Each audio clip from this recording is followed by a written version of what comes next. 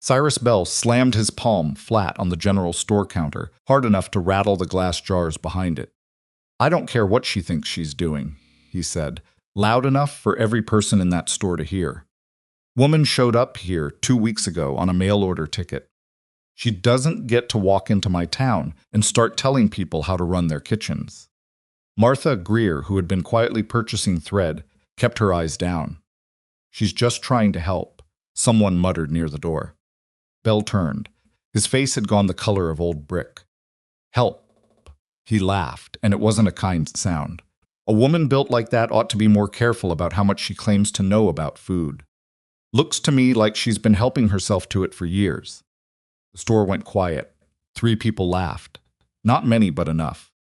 Nobody said a word in her defense, and Mabel Henshaw, standing just outside the open doorway with a basket of dried herbs on her arm, heard every syllable. If this kind of story moves you the kind where ordinary people are pushed to their limits and refuse to break, then subscribe to this channel right now and hit that notification bell so you never miss what comes next. Drop a like on this video and tell me in the comments what city or country you're watching from. I want to see how far this story has traveled. Now let's go back to where it all began. Mabel had not planned to end up in Wyoming. That was the honest truth, and she'd learned by 31 years of hard living that honest truths were the only kind worth keeping. She had planned, if you could call the quiet calculations of a practical woman planning, to stay in Missouri. Keep cooking at Hartwell's boarding house until she had saved enough to open something of her own, a small lunch counter, maybe, or a pie shop on a busy street corner where travelers needed feeding and didn't much care who was doing the feeding so long as the food was good. That plan had died on a Tuesday in late July when she overheard Hartwell himself telling his wife that Mabel was reliable as a plow horse and about as likely to find herself a husband. She hadn't cried. She'd gone back to her kitchen, finished the supper service, cleaned every pot until it gleamed, and then sat down at the small table in her room with a lamp and a copy of the Missouri Courier she'd been saving for a slow evening. The advertisement was on page 4, buried between a notice about a missing mule and a real estate column. Cattle rancher in Wyoming Territory seeks capable woman, 2540, for permanent household position. Hard work guaranteed. Honest arrangement, respond to W. Talmadge, Copper Creek, Wyoming. She read it 3 times. She wrote back the same night. What she told Wade Talmadge in that first letter, and in the 4 that followed over the next 6 weeks, was exactly what she was. A woman who could stretch a 5-pound soup bone into 4 days of meals, who could bake bread in a cast-iron Dutch oven over an open fire if the range gave out, who had spent 13 years cooking for men who worked hard and needed feeding hard. Told him her age. She told him she was large. She used that word deliberately, because she had learned that men who couldn't hear it in a letter couldn't handle it in person. She told him she was not sentimental about marriage, but was serious about work. Wade Talmadge wrote back in a hand that was economical and blunt, like the man himself. "I'm not looking for a woman who'll wilt in November. Wyoming winters kill the weak and the unprepared. I need someone who knows what she's doing. Come if you mean it." She had meant it. She arrived on the 14th of September, 1886, on the afternoon stage from Cheyenne, carrying 2 trunks, a battered recipe notebook whose spine had been restitched 3 times, and something she hadn't named yet, but that sat in her chest like a stone she was getting used to carrying. The stage stop was a flat patch of hard-packed dirt with a water trough and a hitching post. 3 men waited near the post. 2 of them looked at her and looked away in the particular manner she had catalogued over the years, a quick inventory, a slight flicker of surprise or distaste, then the deliberate arrangement of the face into blankness. The 3rd man didn't look away. He was tall in the way of men who've spent years on horseback, broad through the shoulders, narrower than you'd expect at the hip, with a face that had been weathered into something honest by wind and sun, and probably more than its share of difficulty. He had a dark beard going gray at the jaw, and his eyes were the same flat gray-brown as the Wyoming sky in October. He looked at her the way you looked at a horse. You were deciding whether to buy not cruelly, just directly. Like he was taking account of what was actually there. "Miss Henshaw," he said. "Not a question, Mr. Talmadge," she said. "Not a performance." He picked up the heavier of her 2 trunks without being asked and carried it to the wagon without comment. That was the first moment Mabel thought she might have made a reasonable decision. The ride to Iron Spur Ranch took 40 minutes on a road that was more suggestion than fact, rutted from summer wagon traffic and already beginning to freeze at the edges in the evening cold. Wade didn't make conversation for the sake of it. He pointed out landmarks she'd need to know: the fork where the roads split toward town, the creek that ran year-round, and the one that dried up by October, the neighbor's fence line. Practical information. She appreciated that more than she would have appreciated compliments. Iron Spur itself was larger than she'd imagined and rougher than the advertisement had suggested. The ranch house was solid good timber, tight-fitted windows, a chimney that looked like it drew well, but the kitchen was a revelation of neglect. The range was a good one, a Monarch 6-burner, but someone had been letting grease build up on it for months. Pantry shelves were sparse and badly organized. The dry goods were stored in a way that invited mice.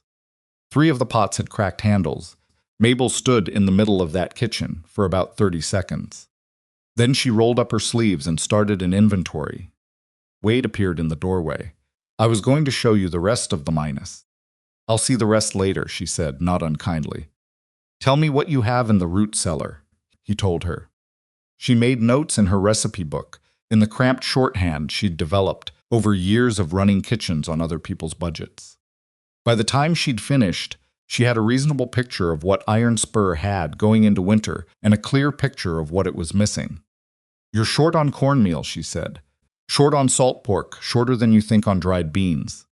Your flour will hold, if you're careful, but you've been buying cheap and it'll affect the bread." Wade was quiet for a moment. "I have a ranch hand who's supposed to handle the supply orders. He's not handling them well." Another pause. "No," he agreed. "He isn't." She cooked supper that first night from what was available: salt pork and potatoes, with dried onion and the last of a bunch of sage hanging in the pantry, and it was plain food, nothing remarkable. But it was hot, and it was filling, and it was properly seasoned, and the 4 ranch hands who ate it cleaned their bowls in the way of men who hadn't had a decent meal in some time. Wade ate 2 servings and said nothing. She took that as a reasonable review. The trouble came the next morning. She had been awake since 5, had the range going and coffee on, and was working through her plan for the day when Wade came into the kitchen and poured himself a cup and leaned against the counter in the way of a man who was preparing to say something he'd been rehearsing. "We should talk about the arrangement," he said. "All right," Mabel said, not stopping what she was doing. "The advertisement said I was looking for a wife." "It said capable woman for permanent household position," Mabel said. "I have the letter." Wade set down his cup. "I meant wife, Miss Henshaw." She turned then and looked at him squarely. "I know what you meant.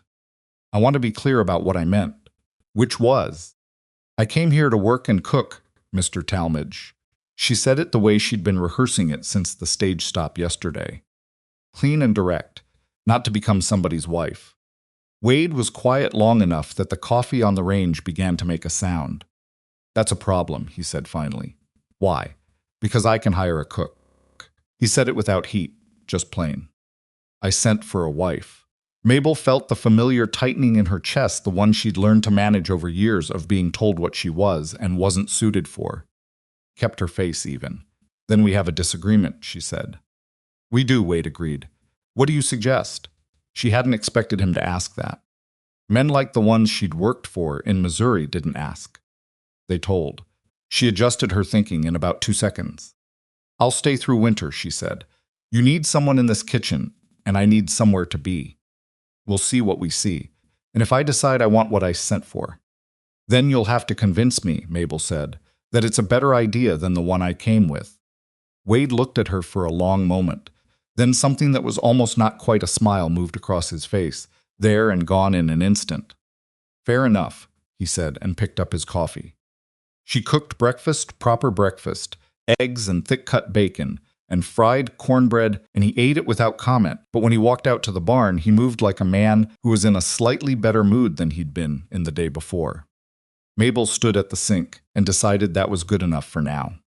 The first week, she focused entirely on the kitchen. Cleaned the Monarch range down to bare iron and re-seasoned it. She reorganized the pantry so that what needed to be used first was at the front. She found a case of canning jars in the back of a storage shed that nobody had touched in 2 years and started a preserving project that kept her occupied from after supper until nearly 10 each night. The last of the season's vegetables from the kitchen garden, leggy carrots, a few late cabbages, some knotted beets went into brine or got roasted and dried. The ranch hands noticed, not in any big way. Men who work cattle don't make speeches about food. But she started finding small things appearing in the kitchen, a bundle of dried herbs left on the counter, a pail of late-season apples from somewhere, a sack of walnuts set just inside the back door one morning with no explanation. She asked around, and nobody admitted to anything, which she understood to be its own kind of compliment. Wade noticed too, though he expressed it differently. On the 4th morning, he appeared in the kitchen doorway while she was making bread and watched her for a while without speaking. "You don't waste anything," he said finally. "Wasting food is wasting money," she said. "And wasting money is wasting time, and I don't have the time to make up for it." "Where'd you learn that?" 13 years in boarding houses," she said. "You figure it out fast or you lose your job." He nodded slowly, the way he did when he was thinking something through. "I had a cook before," he said, "when my wife was alive. She could make something from nothing." Mabel kept kneading. "What happened to her? Fever. Winter of '81, I'm sorry." "It was a while ago." He walked out. She kept working. There was something in the brief flatness of the way he'd said it was a while ago that told her it wasn't, quite, not entirely, not in the way it would need to be before a man was ready for something new. File that away, without judgment. She had her own pockets full of things that were supposedly a while ago. By the 2nd week, the ranch hands were eating differently. Not more, she was already careful about portions, calibrating what 5 working men needed against what Ironspur's pantry could sustain for 5 months, but better. Richer broth, bread that held together for a long working day. Hand pies she'd developed from a recipe in her notebook, adapted for men who needed to eat on horseback, thick pastry crusts sealed with egg wash, filled with beef and turnip and a little dried onion. Solid enough to carry in a saddlebag and still be worth eating cold at noon. The second hand, a wiry older man named Arlo, who had clearly designated himself the group's unofficial critic, bit into one on the 2nd morning and chewed for a moment in silence. "Huh," he said. "Too much onion?" Mabel asked. "No." He took another bite. "These'll last all day?" "They're built to." Arlo looked at the hand pie. "We've been buying those hard tack squares from the feed store for noon meals." "I know," Mabel said. "I found the receipt. You've been paying 11 cents a day per man for something that tastes like the bottom of a boot." A sound from the corner, the youngest hand, barely 19, trying not to laugh. Arlo looked at Mabel with an expression she had learned to read in 13 years of kitchens, the moment a skeptic converts. "These are better than the boot," he said. She did not say, "I know." She just nodded and went back to the range. The trouble with Copper Creek started the first time she went to town. Wade had given her a list of supplies that needed replacing, a few things to price at the hardware store and the use of the smaller wagon and one of the gentler horses. She'd driven wagons before. She went alone, which surprised a few people on the main street when she climbed down and tied the horse at the general store hitching post. Mabel Henshaw was a woman who had long ago made peace with being looked at. Not comfortable, exactly. You never got fully comfortable with it, but she'd stopped letting it stop her. She walked into Perkins' general store with her list in hand and her spine straight and began working through what she needed. The store was busy. A Saturday morning, people in for the week's supplies, a cluster of men near the potbelly stove who were doing more talking than buying. Mabel paid them no attention. She found the cornmeal she needed, examined the quality of the flour available, made a decision about salt pork. The bell above the door rang, and a man walked in who changed the atmosphere of the room by about 10 degrees, not dramatically, but perceptibly, the way a cold draft does. He was well dressed for Copper Creek. A broadcloth coat, a good hat, a watch chain she could see even across the store. 40-something, with the particular well-fed smoothness of a man who had not worked with his hands in a long time. "Perkins," he said, moving toward the counter. "I need that delivery sorted before Tuesday." "Yes, Mr. Bell," the storekeeper said. So this was Cyrus Bell. She had already heard about him from Arlo, who'd told her in 3 sentences that Bell owned the Copper Creek Hotel and the adjoining saloon and roughly 1/4 of the commercial buildings on Main Street, and that he had the habit of behaving like he owned the rest of them, too. Bell glanced at her the way you glance at furniture. Then he looked again. "You're Talmadge's mail order woman," he said. Mabel did not answer immediately. She was writing a figure in her notebook. "I'm Mabel Henshaw," she said. "I'm working at Iron Spur." Working. Bell smiled at the men by the stove, sharing something she wasn't supposed to miss. "That what they're calling it?" She looked up. She can cook," said one of the men near the stove. She didn't know him. A younger rancher, red-faced and trying to sound casual. "Arlo Cates says those hand pies of hers are worth riding 6 miles for." "Arlo Cates needs to eat less," Bell said, and the men near the stove laughed. He turned back to Mabel with the kind of look that was simultaneously a greeting and a dismissal. "Don't let me stop you, miss. I'm sure you've got a lot of cooking to get back to." Mabel finished her note, closed the book, picked up her basket. 3 pounds of cornmeal, please, mister." "Perkins," she said, "and a pound of baking soda." She did not look at Bell again. But she heard him as she moved through the store. "Woman built like that, you'd think she'd know better than to set herself up as a cook. Patients don't want their doctor to be sick, do they?" The men near the stove laughed again. She did not speed up, did not slow down. She bought everything on her list, paid for it with the money Wade had given her, and loaded the wagon with a steadiness she had practiced for years until it had become genuine. She was halfway out of town before her hands started shaking on the reins. She thought she was past this. She had genuinely believed, somewhere between Missouri and Wyoming, that she had finished being hurt by men like Cyrus Bell. But the body didn't always cooperate with the conclusions of the mind, and her hands shook for about a 1/4 mile before she made herself breathe slowly, and they stopped. She drove back to Iron Spur, thinking about the recipe she was going to test that afternoon, because that was the cure she had for most things. She didn't tell Wade what had happened. She told herself it was because it didn't matter, and it was the kind of thing she'd dealt with all her life, and it would be strange to make a man accountable for what other men did with their mouths. This was partly true. The other part was that she didn't yet know whether Wade Talmadge was the kind of man who would care. She found out 3 weeks later. The October supply day brought half of Copper Creek's residents into town, including the wives of neighboring ranchers and the permanent townspeople. And someone had organized a kind of informal market in the street behind the general store, people selling and trading what they had before winter closed the roads. Wade had suggested Mabel bring some of the preserved goods she'd been stocking, and several jars of the pickled beets and spiced apple butter she'd put up, just to see if there was trading interest. There was significant interest. By noon, she'd traded 6 jars of apple butter for 2 pounds of good walnuts, a wheel of hard cheese, and more dried beans than she'd hoped for.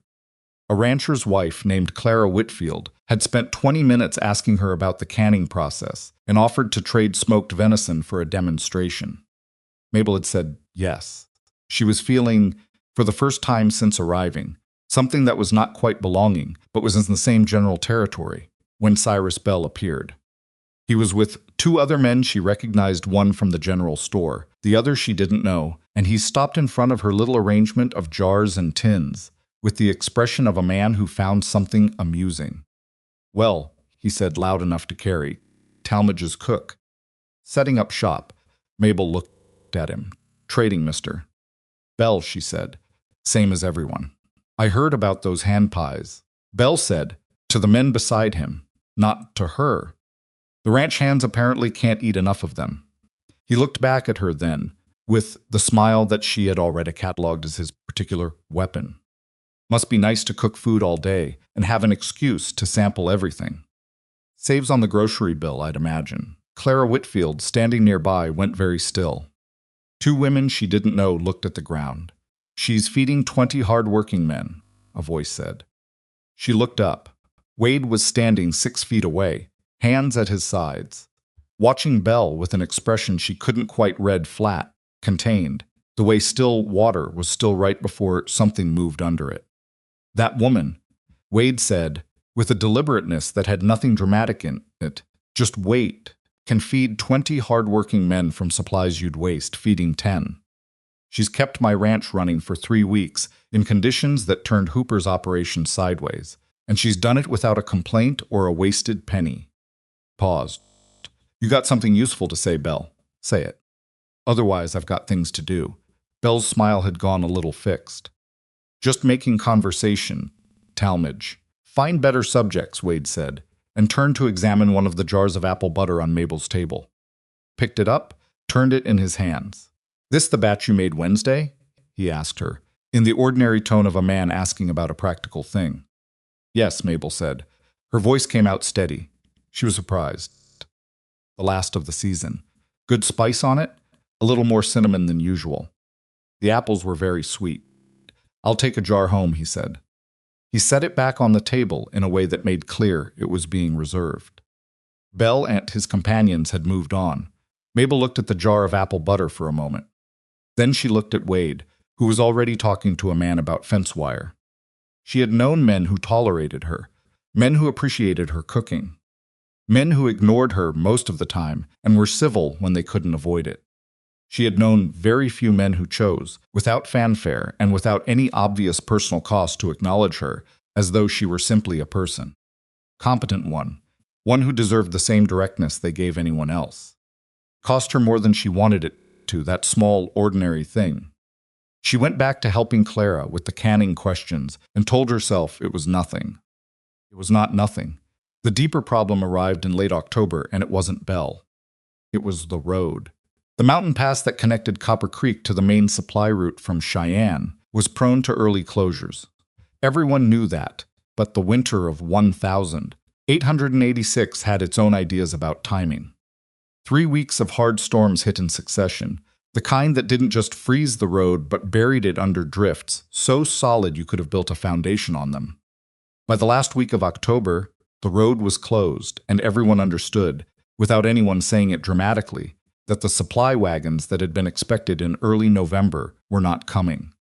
Mabel knew this would matter before most people did, because Mabel was the one who could read a pantry. She had been tracking Iron Spur's stores since the first week. She knew what they had and what they were consuming. She worked the numbers the night after the third storm hit, sitting at the kitchen table with her notebook and a lamp, and the numbers were not good. Iron Spur had about 14 weeks of food if they ate carefully. But the surrounding area was another question.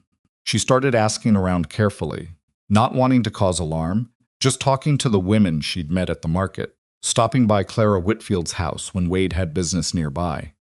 What she found was that several families had been counting on the November supply wagons for their winter staples. One family had almost no flour left. Another had children and had miscalculated badly. The general store had sold down its flour and cornmeal in the busy October market days and hadn't restocked yet. And Cyrus Bell, she would later learn, had known exactly what was coming. But that discovery was still ahead. What she had now was the arithmetic, and it was alarming. And she didn't sleep well for 2 nights working through it before she finally sat down across the breakfast table from Wade and said, "We have a problem." He looked at her over his coffee. "How bad?" "Copper Creek families," she said. "Several of them are going to run out of staples by January if nothing changes. Maybe earlier. I can't fill everybody's pantry." "I'm not asking you to." She had been thinking about this for 2 days. She needed to say it right. "I'm asking you to let me use your kitchen." He waited. "Not just for us," she said, "for the town. Turn it into a community cookhouse. Pool what's available, cook centrally, make what we have stretch. What they do in bad winters back east. If everyone brings what they have and we plan it right, we can feed everyone through to spring." Wade was quiet for a long moment. "That kitchen's yours," he said. "You want to do it, do it." Mabel looked at him. "You'd give over your ranch kitchen to the whole town?" "I'd give it to you," he said simply, and got up to pour more coffee. She sat with that for a moment. Then she started writing her lists. The community meeting was not elegant. 9 people crammed into Iron Spur's front room on a Tuesday night, a few neighboring ranchers. Clara Whitfield, the school teacher, an elderly man named Haskell who had lived in Copper Creek longer than anyone else, And Mabel stood up with her notebook and talked about what she'd found and what she thought they could do. Some of them pushed back, not rudely, just practically worrying about fairness, about who contributed what, about whether this would mean Iron Spur running things for the whole valley. It's not Iron Spur running it, Mabel said. It's everyone running it. I'm just the one who can make sure nothing gets wasted. And what if it's not enough? Someone asked. It won't be enough if we all try to do it separately, Mabel said. It might be enough if we don't. Haskell, who had been listening with the patience of a very old man who has waited out several disasters, said, "She's right."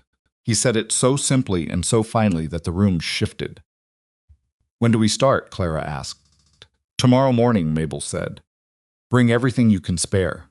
She didn't mention Cyrus Bell's name in the meeting. But she knew he was out there, behind a locked cellar door, with enough grain for the whole settlement. She didn't know it for certain yet, not with the evidence she'd need. She was working on that. She realized somewhere around midnight, when the meeting had ended and the last guest had gone home and Wade was banking the fire in the front room, becoming something she hadn't quite intended. Not just a cook, not just a woman managing a winter kitchen. Something harder to walk away from. She was becoming the person Copper Creek needed. And she wasn't sure yet whether that frightened her or felt, for the first time in her life, like something that was simply hers. The week that followed was the most exhausting of her life. Women arrived at Iron Spur's kitchen before dawn, bringing what they had: dried beans, smoked meat scraps, jars of summer preserves, root vegetables from root cellars, rendered lard, dried herbs. Mabel sorted and cataloged and planned, moving through the kitchen with the authority of a general who happened to express everything through stockpots and bread ovens. She divided the contributions into categories: proteins, starches, fats, preserves. She planned meals 4 weeks out in meticulous columns in her notebook. She taught 3 women she'd never met before how to make a proper bone broth from nothing but beef bones, vegetable scraps, and timed the kind of broth that was both nourishment and base ingredient, that could stretch a handful of dried beans into a meal that filled a man who'd been working outside in 20-degree cold. Arlo and the other hands took on delivery packing meals to families too far or too sick to come to Iron Spur themselves. The youngest hand, whose name was Danny, and who turned out to have hidden organizational abilities, started keeping a ledger of who contributed what and who received what, so that the whole thing felt fair rather than charitable. Mabel slept 4 hours a night. On the 6th day, Danny came to her in the kitchen with a face that said something was wrong. "Perkins says Bell's got a full cellar," Danny said, low enough that only she could hear. She stopped stirring. "How full?" "Perkins says he saw the delivery in October. Said Bell bought enough flour and grain to last the hotel through 2 winters. More than he'd need for the hotel." Mabel set down the spoon. "And he's not offering any of it." "No, ma'am. And I heard he told the Jameson family when they went to ask him that it wasn't his job to feed Wyoming." She picked up the spoon again, kept stirring. She needed to think, and she thought best when her hands were busy. Hoarding food in a community facing hunger was not, strictly speaking, illegal. But she had something Bell didn't know about: her notebook. She had been tracking supply deliveries since she arrived, part habit, part professional instinct, part the particular care of a woman who had learned that the paperwork was always more powerful than the argument. She had the delivery records from Perkins. She had the numbers she'd collected from every family in the valley about their own stores. She had, building in her notebook over these weeks, a picture of what Copper Creek had, what it needed, and what the gap between those two things was. Bell's surplus filled that gap almost exactly. She didn't say anything about it yet. She needed to be certain. And she was becoming, in the meantime, the center of something she hadn't planned. Women who came to help in the kitchen stayed to talk. They traded not just food but information: who was struggling, who had skills nobody knew about, who had been quietly on without for longer than they should have been. Mabel listened in the way she had always listened, attentively and without comment, and what she heard was a community that had been doing a reasonable job of surviving individually, and a terrible job of seeing each other. Clara Whitfield, who had 7 children and a husband with a bad shoulder, who couldn't work full days, had been too proud to mention they were rationing meals since August. Old Haskell had more grain than he could use and hadn't known anyone needed it. A widow named Bessie Kramer had spent 40 years making candles and soap and had enough stored to supply the whole valley, but thought nobody wanted it because nobody had ever asked. Mabel started connecting people, not dramatically, not with speeches, just practically mentioning to Haskell that Clara might need some of that grain, suggesting Bessie might want to talk to the school teacher about the candle supply. "You're doing more than cooking," Clara told her one afternoon, when the kitchen had gone briefly quiet and they were the only two left at the work table. "I'm doing exactly what I came here to do," Mabel said. Clara looked at her sideways. "Wade Talmadge is a good man." "I know. He hasn't looked at anyone like that since his wife." Mabel kept her eyes on the bread dough. "Like what?" Clara smiled and didn't answer. It was near the end of that week, when the first real blizzard hit not the storms that had already closed the road, but a genuine 3-day whiteout that everything changed. Wade had ridden out 2 days before with Arlo and 2 other hands to check on the Hargrove family, who lived 8 miles up a valley road that was bad even in good weather. The plan had been a day trip. A day passed, then 2 days. The blizzard closed in.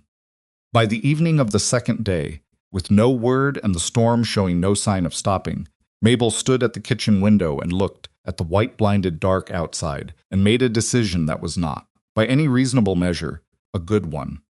She began preparing a sled.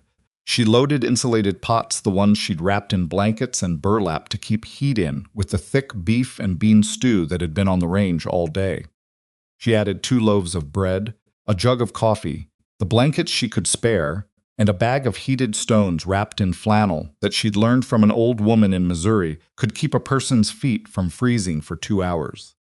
Danny found her at the barn hitching the sled horse. Miss Henshaw. His voice had the specific quality of a young man trying to sound calm about something that wasn't. "You cannot go out there. I know that road," she said. "Wade showed it to me twice. In a blizzard, Danny." She looked at him. "Is there anyone else who can go right now?" He looked at the other hands who were standing in the barn doorway. 2 of them had already made it clear they weren't going out in this. Third was 16 and shouldn't. "Clara's husband," Danny started, "has a bad shoulder and 3 miles between here and him," Mabel said. "Help me with this harness." He helped her.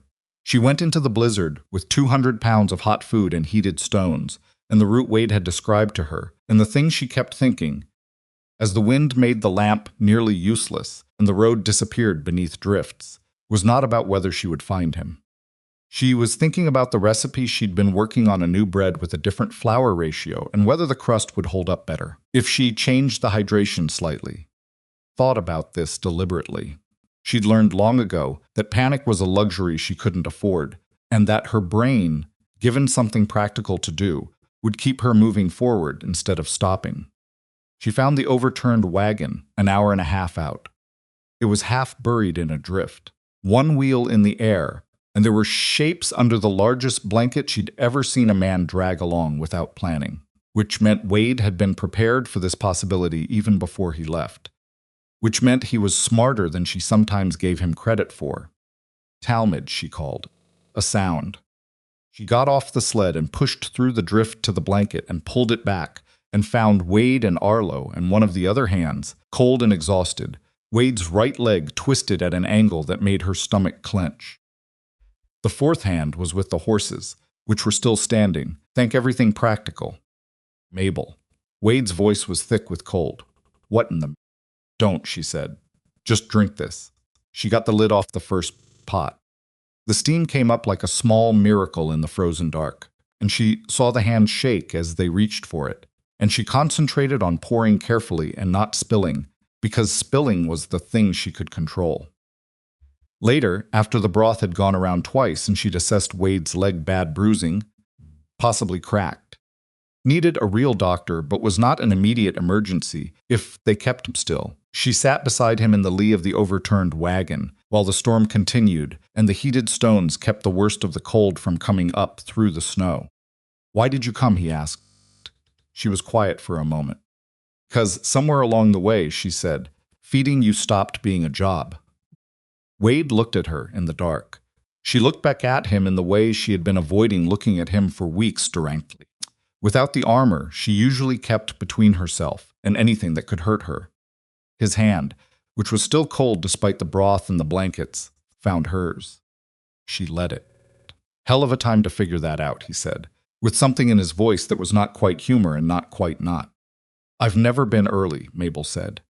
They stayed like that until the rescue party arrived in the early morning, 4 men with horses and a proper sled, sent by Danny, who had apparently decided that if Mabel could go out into a blizzard, so could everyone else. The hand she'd been holding was warm by then. She didn't let go until she had to. The rescue party got them back to Iron Spur just before dawn. Wade was conscious the whole ride in, which Mabel considered a good sign, though she didn't say so. She sat in the back of the sled beside him and monitored his color and his breathing and the temperature of his hand with the focused attention she usually reserved for a pot she suspected was about to scorch. His leg had been splinted with 2 pieces of board from the overturned wagon and a strip torn from Arlo's extra shirt, which was not elegant but was functional, and she had decided somewhere on the dark ride back that functional was enough for now. Arlo, who had escaped the ordeal with nothing worse than a badly bruised shoulder and a new respect for insulated cookpots, kept looking at her from the front of the sled with an expression she couldn't quite read. "What?" she finally said. "Nothing," Arlo said. "You keep looking at me." "I'm just thinking," he said, "that you came out in a blizzard with a sled full of soup." "Stew," she said. "It was beef and bean stew." Arlo turned back to the horses. "Yes, ma'am," he said, in the voice of a man who had just filed something away permanently. They got Wade inside and into his bed with the help of 2 of the hands, and Mabel sent Danny to fetch the doctor from town, the moment the storm broke enough to make the road passable. And she went back to the kitchen, because there were people depending on that kitchen, and the world did not stop requiring to be fed, simply because she had spent the night in a blizzard. She made breakfast for 12 that morning, the usual hands plus the Whitfield family, who had started coming to Iron Spur for the communal meals because their own stove had developed a crack in the firebox, and she did it on 4 hours of sleep, with hands that were still faintly numb at the fingertips. And nobody who ate that breakfast knew any of that. They just knew the eggs were good, and the biscuits were better than usual, which they were. Because when Mabel was tired, she cooked harder, the same way some people paced when they were anxious. Wade's doctor arrived by noon.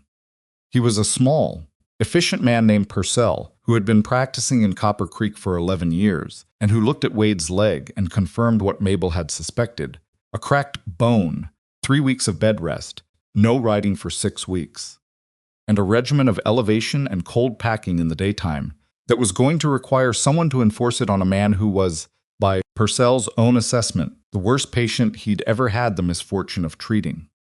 "He'll fight you," Purcell told Mabel as he was packing his bag. "I know," she said. "He'll get up when you're not looking. He's welcome to try." Purcell glanced at her with the measuring look of a man recalibrating something. "You're the cook he sent for." "I'm the woman who came," Mabel said. Purcell smiled, just slightly. "Good luck." She needed it. Wade spent exactly 18 hours accepting his situation before he started testing its edges. She heard him on the floor above her at 6 the next morning, footsteps she had not authorized. And she went up there with a cup of coffee, and the particular expression she developed over 13 years for dealing with men who thought their own ideas were better than hers. "Lie down," she said, from the doorway. He was standing at the window in his long underwear, his face arranged into the expression of a man who had a perfectly reasonable explanation. "Just minutes." "Lie down," she said again, and came in and set the coffee on the side table, and put her hand on his arm in the specific way she'd learned, guided a man who was going to argue about sitting back down without making it feel like he was being managed. She had done this for years with boarding house guests who were sick and didn't want to admit it.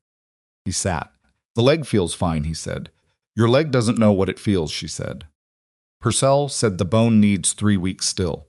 This hasn't been 24 hours. "The ranch Arlo has the ranch." She handed him the coffee. "He's been running cattle since before you bought this land, and he knows what to do." Wade looked at the coffee.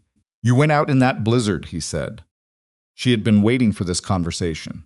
She didn't know exactly what shape it would take, but she'd known it was coming. She sat down in the straight-back chair beside the bed, the only chair in the room which was otherwise furnished with the bare practicality of a man who had not thought about a bedroom as anything other than a place to sleep. "I did," she said. "That was a genuinely dangerous thing to do." "I know. I know what the road was," she said. "I was on it." He looked at her. The gray-brown eyes that she had been steadily getting used to, that did not do the things she had spent her life dreading, that did not assess and dismiss. That just looked. "Why?" he said. Not the rhetorical version she'd answered the night before in the cold beside the wagon. The real version. She thought about that for a moment. "'Cause I'm good at keeping things going," she said finally. "Food, fires, stoves, the people who need feeding. I'm very good at it. And you were out there and the food was going to get cold and..." She stopped. "And," he said. She looked at the window instead of at him. "And I had stopped thinking of you as something that was going to be temporary," she said. The words came out more plainly than she'd intended. She'd had a more careful version prepared. "That's all." He didn't say anything for a moment. "You told me you came here to cook," he said. "Not to be somebody's wife. I know what I told you." "Are you changing that?" She looked back at him. This was the part she hadn't prepared for, the direct question, because in her experience men rarely asked direct questions about things like this. They circled. They implied. They waited for women to do the uncomfortable work of naming what was actually happening. "I'm not changing the terms of what I agreed to," she said carefully. "I said I'd stay through winter. I'm staying through winter." "That's not what I asked." "I know it isn't." She stood up. "Drink the coffee before it gets cold. I'll bring up breakfast in an hour." She went back down to her kitchen before he could ask anything else, and she stood at the range for a minute just breathing, which was not something she usually needed to do. Her hands weren't shaking this time. That was something. The community kitchen entered its full operation that week, and there was nothing romantic about it. It was exhausting, complicated, occasionally contentious, and produced more dirty pots than any previous period of Mabel's already pot-heavy professional life. But it worked. By the end of the second full week, Iron Spur's kitchen was running 3 meal services a day: a morning pot of porridge and biscuits, a noon meal of stew or beans with bread, and an evening meal that varied depending on what had come in that day. She had 12 women rotating through as help, with Danny keeping the contribution and distribution records in his careful block lettering, and Arlo overseeing the deliveries to families who couldn't make the trip to the ranch. The food was not luxurious. She was very clear with everyone about that. She had made hard decisions: 2 ounces of flour per person per day, no exceptions, rotated proteins, stretching everything as far as it could go, without crossing the line into something nobody could actually choke down.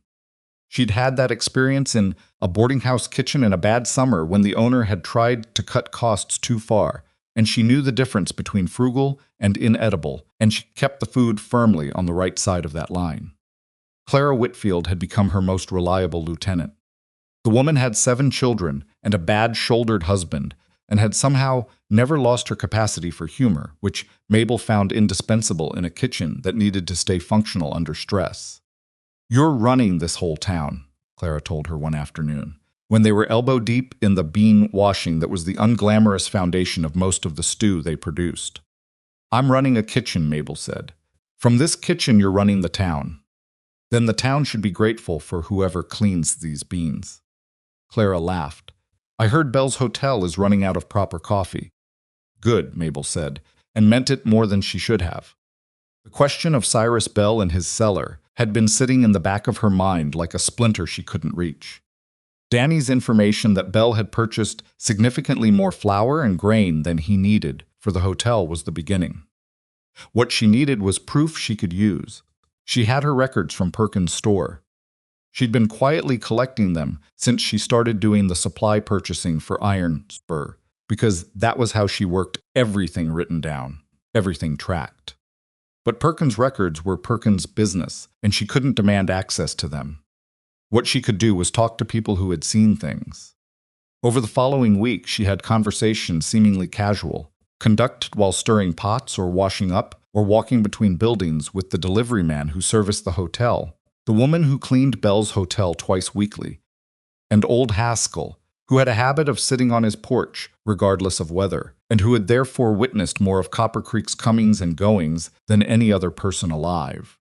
From the deliveryman, she learned the timing and approximate volume of Bell's last 2 large deliveries before the road closed. From the cleaning woman, a quiet, careful person named Ruth, who had her own reasons to dislike Bell that Mabel did not press her about, she learned that there was a back room of the hotel cellar that Bell kept locked, and that she had once seen him coming out of it with flour on his coat. From Haskell, she learned that Two-Fences had gone to Bell in November, asking to buy flour at any price, and Bell had told them he didn't have any to spare. She put these pieces along what she already had in her notebook. Picture was clear enough. The question was what she could do with it. On the evening of the 12th day of the communal kitchen operation, she went upstairs with Wade's supper. He was mobile now, carefully, with a crutch Arlo had fashioned from a hickory branch. But she had put a stop to his attempts to get back to the range before the 3 weeks were up, and she sat in the chair that had become her chair in that room, and she told him what she'd found. He listened without interrupting. That was a quality she had come to value in him more than she'd expected, the ability to just listen without jumping ahead to his own conclusions or telling her what he thought before she'd finished. When she was done, he was quiet for a moment. "You've been building this for 2 weeks, he said. "I keep records," she said. "I always keep records." "Could I see your notebook?" She handed it to him. He went through the relevant pages slowly, a man who could read figures even if his handwriting was better suited to cattle records than account books. When he finished, he handed it back. "Bell's going to say the hotel has guests," he said. "That he needed the supplies." "The hotel has 11 guests in winter," Mabel said. Checked. "I know what 11 people eat. The delivery he took in October was for 60. He'll say it's his business. He'll be right, unless the county sheriff has something to say about hoarding during a community emergency. I'm not a lawyer. I don't know if that's actionable." She paused. "Public opinion is." Wade looked at her. "What are you thinking?" "I'm thinking," she said, "that Copper Creek is tired and hungry and scared, and that a room full of tired, hungry, scared people who have been sharing everything they have are going to have something very strong to say about a man who hid enough food to feed 50 families. That's not a legal solution, Mabel." "I know," she said. "But it might be the one that works." He thought about it. "The sheriff," he said. "His name is Caulfield. He's a reasonable man. If you bring him your notebook and your witnesses, he'll listen." "Will he act?" "I don't know," Wade said honestly. "But he won't let Bell make a fool of him in his own town." Took the notebook back. "You should get some rest," she said. "You say that every evening." "Every evening, I mean it." Caught her wrist as she stood, not hard, just enough to stop her. She looked down at his hand, and then at his face. "You're going to be careful," he said. It was structured like a statement and meant like a question. "I'm always careful," she said. "You went out in a blizzard with a sled full of stew." "And I found what I was looking for," she said. He let go of her wrist. She went back to the kitchen. Sheriff Caulfield was a compact, gray-haired man who had held his job for 16 years and wore that tenure in the economical way he moved, and spoke nothing wasted, nothing performed. Mabel came to his office on a Thursday morning with her notebook and the 3 witnesses she'd been careful to prepare, and she laid it all out for him, the way she laid out an invoice, clearly, in order, without editorializing. Caulfield listened. He asked 2 questions. He looked at the notebook. "You kept all these records since September?" he asked. "Since the 2nd day I was here," she said. "It's how I manage a kitchen. You need to know what came in and what went out, or you can't plan." He tapped the page with his finger. "This delivery volume," he said. "Sure about this?" "I have the deliveryman's word and 3 separate confirmation points," she said. "But Mr. Perkins will have the actual invoice records if he chooses to provide them." Caulfield sat back. "Bell's going to be angry," he said. "I expect so. He's got money and a lawyer in Cheyenne." "I know." Mabel folded her hands on the desk. "But right now there's a family on the north end of the valley, with 2 children who have been eating half rations for 3 weeks, and several others in similar situations. And Mr. Bell has a locked room in his cellar. I would like you to know that information." Caulfield looked at her for a long moment. "You're not what Talmadge described in his letter," he said. She blinked. "I beg your pardon?" "He wrote to me. Before you arrived. Asked me to keep an eye on the situation, make sure everything was above board. He picked up a pencil and turned it in his fingers. Described you as a capable cook. He wasn't wrong." "No," Caulfield said, "he wasn't. But I think he undersold it considerably." He came to see Bell the next day. Mabel was not there for that visit. She had no official standing, and she knew it. And there was a version of this that went better without her visible involvement. But Clara's husband, who had a reason to be near the hotel that had nothing to do with anything, told Clara, who told Mabel, that Caulfield had arrived at the hotel at 10 in the morning and stayed for 2 hours.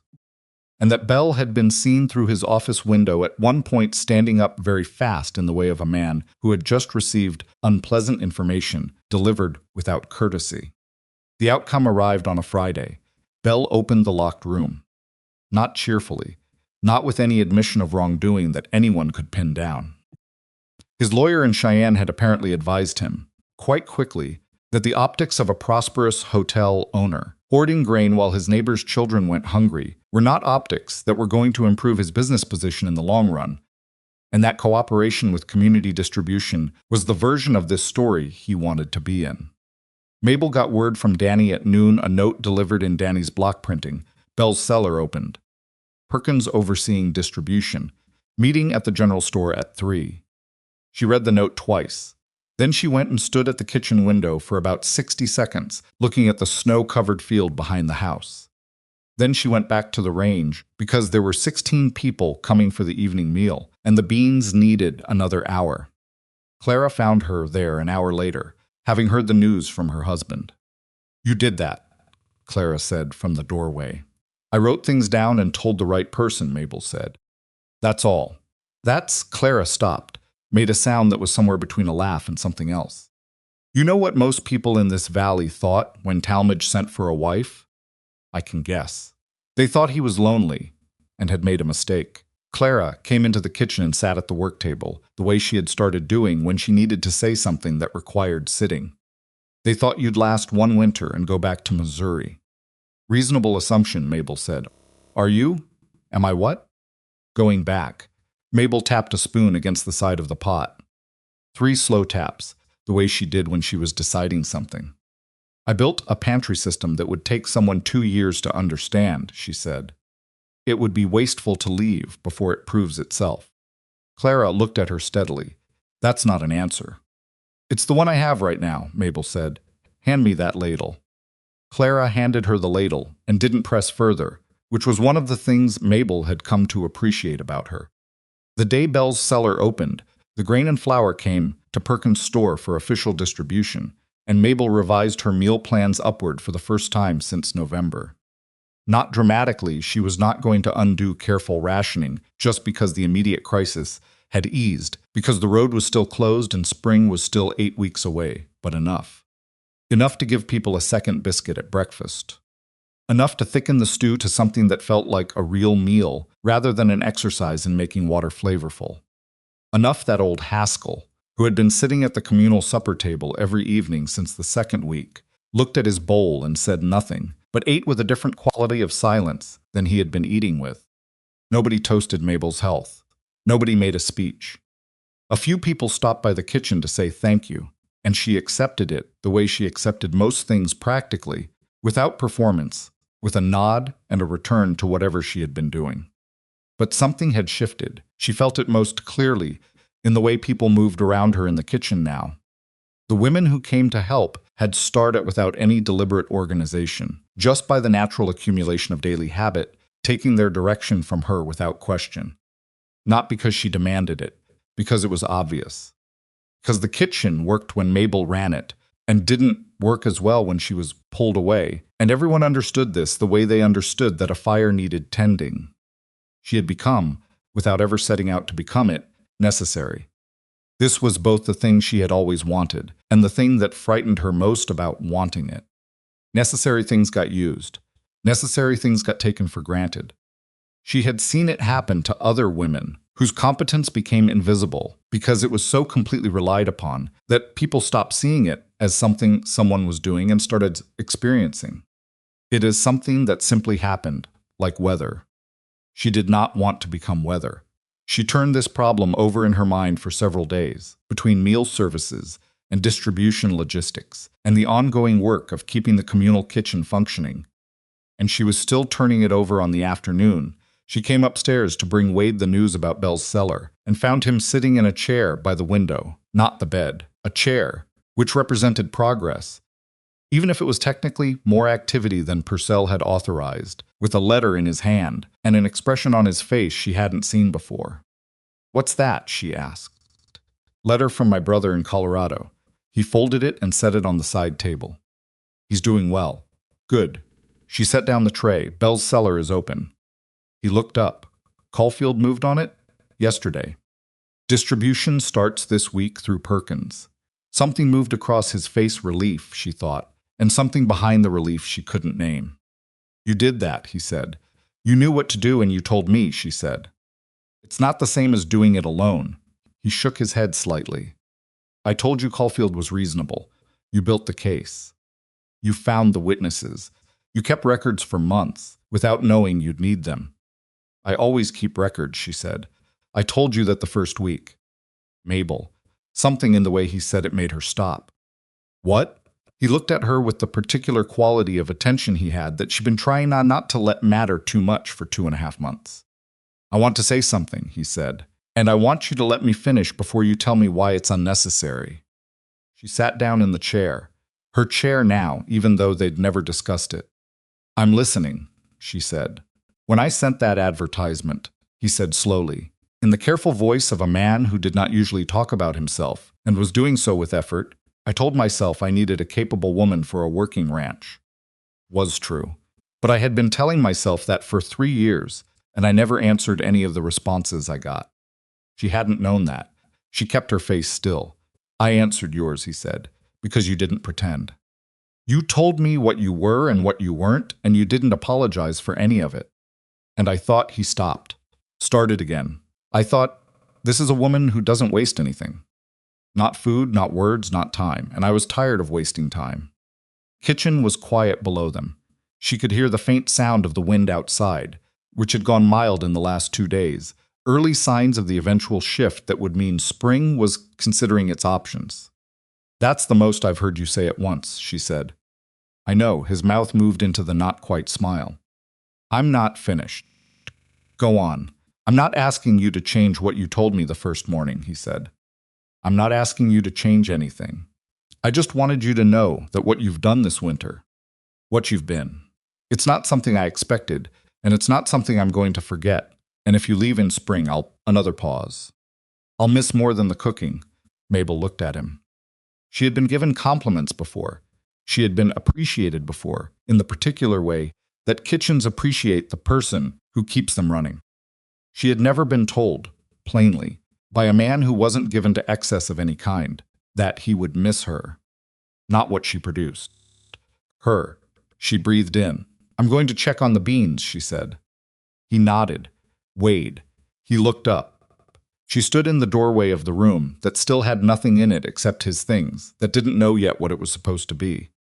"I told you I was wrong about one thing when I arrived," she said. "About what?" he said. She looked at him steadily. "About how long I was staying." She went back down to her kitchen. She stood at the range, and she realized, shaking again. But not the way her hands had shaken after the general store, the old familiar shame and fury shaking she'd carried for years. This was different. This was the shaking of someone who had put weight on a floor and found it solid, and the body hadn't caught up yet to the fact that they weren't going to fall. She stirred the beans. She breathed.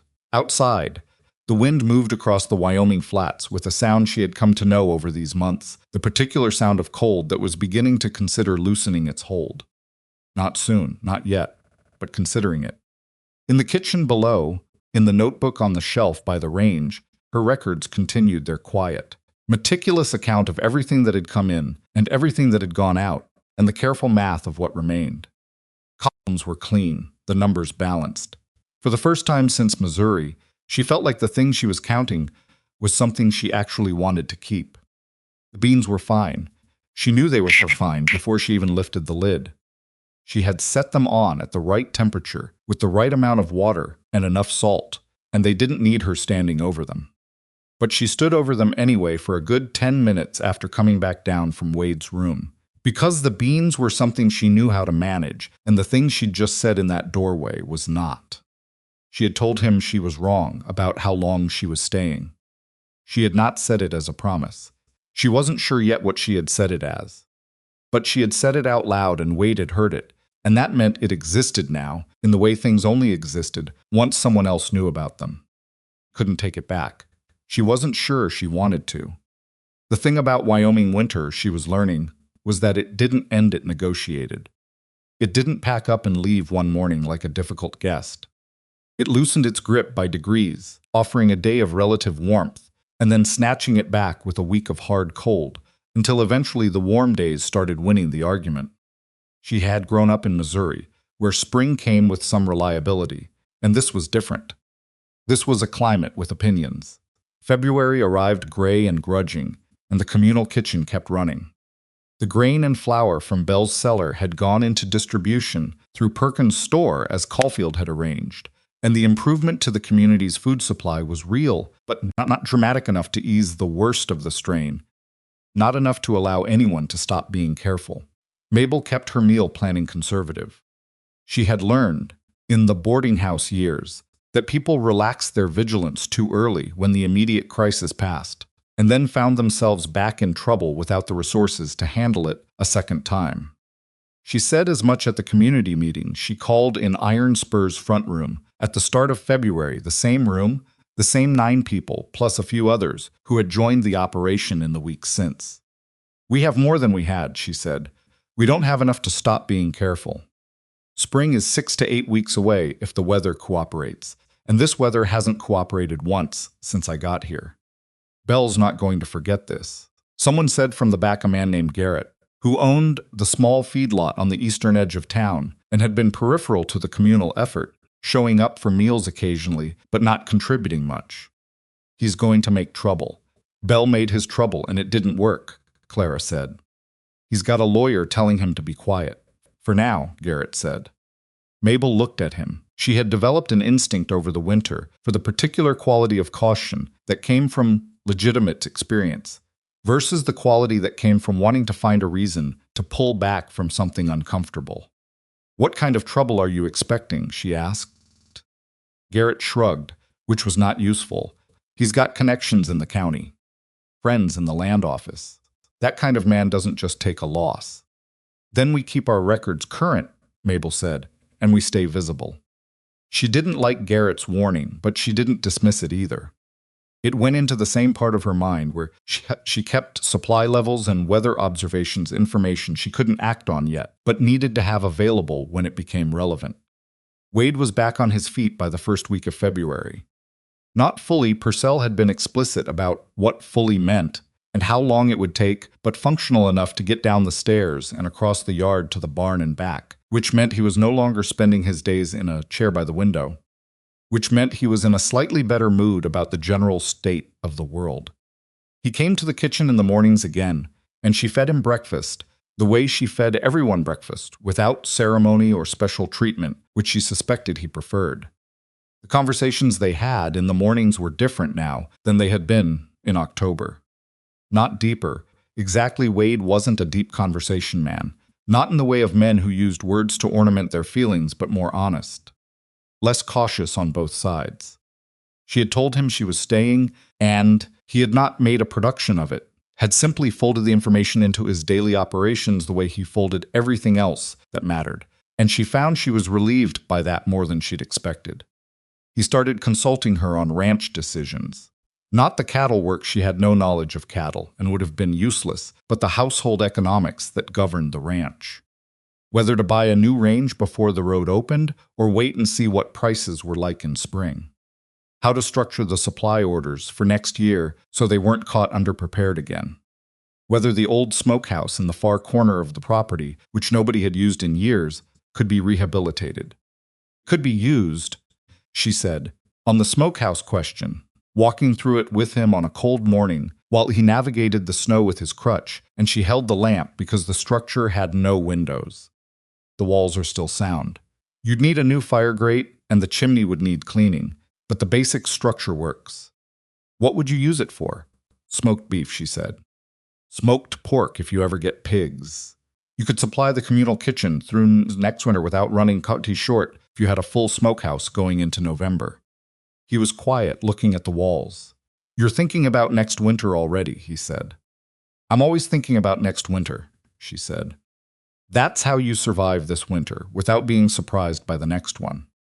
He looked at her with the slight sideways attention she had learned to recognize as him thinking something he was deciding whether to say. What? She said. Nothing, he said. Wade. I was just thinking, he said, that I spent 3 years after Margaret died doing one winter at a time. Not planning past the current one. She held the lamp steady. And it's different now, he said, thinking past the current winter. He said it without drama, just as an observation. I don't know what to do with that yet. You don't have to do anything with it, she said. You just have to decide whether to fix the chimney. His mouth moved. Fix the chimney. Good, she said. I'll talk to Arlo about the fire grate. She walked back to the house without looking at whether he was smiling. She was fairly confident he was. The trouble Garrett had predicted arrived the last week of February, but not in the shape anyone had expected. Started with a letter. The letter arrived at Iron Spur addressed to Wade, not to Mabel, though it was about her from a man whose name she didn't recognize, a Mr. Aldous Fitch of the Wyoming Territory Land and Commerce Office. It was written in the formal style of official correspondence, and it said, in essence, that there had been a complaint filed regarding the unauthorized commercial operation of a community kitchen on private property in Copper Creek, and that such an operation, if it involved the exchange of goods and services, potentially constituted unlicensed commercial activity under territorial regulations. Wade read it at the breakfast table, twice, and then set it down in front of her. She read it. Bell, she said. Bell, he agreed. He filed a complaint with the land office. Through someone who owes him a favor, looks like. Wade's voice was flat in the particular way of a man containing anger. This Fitch isn't the usual land office contact. He's from the county office in Cheyenne. Is any of it true? She asked. The commercial operation claim? Depends on how you define commercial. He rubbed the back of his neck, which she had learned was what he did when he was working through something uncomfortable. You've been accepting goods in exchange for meals. As has every family in the valley, she said. It was mutual aid. Not commerce. Fitch won't see it that way if Bell's pointing him in this direction.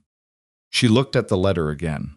The formal language, the vague threat and the phrasing about potential regulatory action, the way it was addressed to Wade, specifically as the property owner, which neatly sidestepped her entirely, which was itself a message about how Bell was choosing to frame this.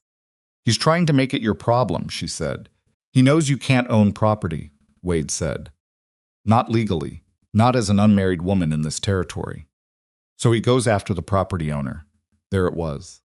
She had known this about Wyoming law in the abstract, knew it about most territories, but had not had occasion to feel the specific shape of it until now. Kitchen she had built, the system she had created, the record she had kept, none of it could be held in her name. All of it sat on land, and in a building that belonged to Wade, and if Fitch wanted to make trouble, the trouble came to Wade. Put the letter on the table. I'll stop the community operation, she said. Like hell you will, Wade said. She looked at him. The road opens in 4 to 6 weeks, he said. You stop now, and you leave people short at the worst point in the season. He folded the letter and put it in his breast pocket. I'll write to Caulfield and to our county representative. Fitch wants a fight about this. He can have it, but he's going to have it with someone who has standing. Wade, you built something that kept this valley alive, he said, with a directness that didn't allow for argument. I'm not going to let a letter from someone Bell bought a favor from undo it. That's not a discussion. She looked at him for a moment. She had been managing things alone for so long. Problems. Kitchens, winters, the specific kind of exhaustion that came from being the person who solved everything without anyone noticing that being told simply, without negotiation, that she didn't have to manage this one alone, produced a reaction she wasn't ready for. It moved through her somewhere in the chest area, and she breathed it down. "All right," she said. "Good." He stood up. "I'll need to ride to Caulfield this afternoon." Legs should manage it. Purcell said 6 weeks. Purcell isn't dealing with Aldous Fitch. "I'll pack something for the ride," she said, because that was what she had. He went to get his coat, and she stood at the range a moment, and then she went to her shelf and started packing food for a man who was going to ride 4 miles on a leg that wasn't fully healed because someone had come after something that was hers. She felt something she hadn't felt in a long time, the specific warmth of being protected, not because she was helpless, but because someone had chosen to stand between her and something ugly, just because they wanted to. She put an extra hand pie in the bag. Caulfield's response to the Fitch letter arrived 4 days later, and it was brief and useful. He had written to the county, confirming that the Iron Spur Communal Kitchen was operating as mutual community aid in response to an emergency situation, and had no commercial standing, and that any attempt to regulate it as such would meet with a formal counter-filing from his office. He also noted, in a sentence that Mabel read 3 times with great satisfaction, that the circumstances which had necessitated the emergency community kitchen, including the actions of a local business owner in withholding food supplies, were a matter of record in his office and would be available for review if the county chose to investigate further. Bell had poked a stick at a hornet's nest and gotten exactly what he deserved. For now, the Fitch letter disappeared into official channels and was not heard from again, at least not that month. But Mabel understood, with the particular clarity of someone who had spent her life dealing with men who had more social capital than conscience, that Bell was not finished. He had tried the letter and it hadn't worked. He would try something else. She just didn't know yet what form it would take. She kept her records current, kept her eyes open, and she kept the kitchen running. March arrived, with the grudging mildness she had come to expect from Wyoming, slightly warmer than February, but nothing you would call warm, with mud appearing where ice had been, and then freezing again overnight, which was worse than pure snow in some ways, because it was unpredictable underfoot. Wade was back to near full function, still not quite at riding range all day, but close enough that Arlo had stopped managing the ranch operations independently, and was back to taking direction from the man who owned them. The dynamics of the communal kitchen were changing with the season. The crisis phase, the truly acute emergency of midwinter, when nobody knew what the food supply was going to do, had passed. What remained was the management phase, distributing what was left carefully through to spring, making sure the families who had contributed most got an equitable return, keeping track of what the valley owed itself in terms of debt and credit, so that when the road opened and normal commerce resumed, there was some accounting for the months of shared resource. This was, she discovered, the harder part. Crisis united people. Management divided them. The disagreement started small. A family who had contributed 2 sacks of dried beans in November now felt they were receiving less than they'd put in. A rancher who had sent beef to the communal kitchen 3 times complained that his deliveries had been larger than what he saw returned in meals. Mabel had Danny's ledger, which was meticulous and fair, and she could show the accounting. But showing accounting to someone who was hungry and tired and feeling the irritable fraying that came at the end of a long winter was not the same as satisfying them. She handled it the way she handled most things, directly and without sentimentality. If you want to see the ledger, she told the rancher a heavyset man named Pruitt, who had been perfectly cooperative through January and was now being difficult in the particular way of people who had held their tempers for too long. Danny will show you the ledger. Every entry is dated and signed. If there's an error, I want to find it. I'm not saying there's an error, Pruitt said. I'm saying it doesn't feel right. Feelings and numbers are different things, Mabel said. The numbers are there. If you want to check them against your own records, do it. I didn't keep records, I know, she said, without any particular accusation in it. That's why I kept them for everyone. He stood there for a moment, looking like a man trying to find a disagreement that would hold up under scrutiny. Couldn't find one. The beef stew's been thin, he said finally. It has, she agreed, without apology, because beef is thin on the ground. When the road opens and supply comes in, that changes. He left. Clara, who had witnessed this from the work table where she was shaping bread, looked at Mabel with an expression that was somewhere between admiration and concern. He's not the only one, Clara said. People are tired. I know they are, Mabel said. So am I. What do you do when you're tired? Mabel considered. Cook something harder than I need to. Clara laughed, a real laugh. That's not a healthy habit. It works, Mabel said. Hand me the rolling pin. What she didn't say, because it wasn't Clara's problem, was that the tiredness had layers she hadn't acknowledged yet. The surface layer was the physical kind, months of 4 and 5 hour nights, heavy lifting, standing at a range for 12 hours at a stretch. Below that was the management tiredness, the weight of making decisions for 15 or 20 people when the margin for error was small and the consequences of getting it wrong were immediate and concrete. Below that was something else. She was tired of not knowing what she was. She was cooking for Copper Creek, but she was living at Iron Spur. She was managing the communal kitchen, but the kitchen belonged to Wade's ranch.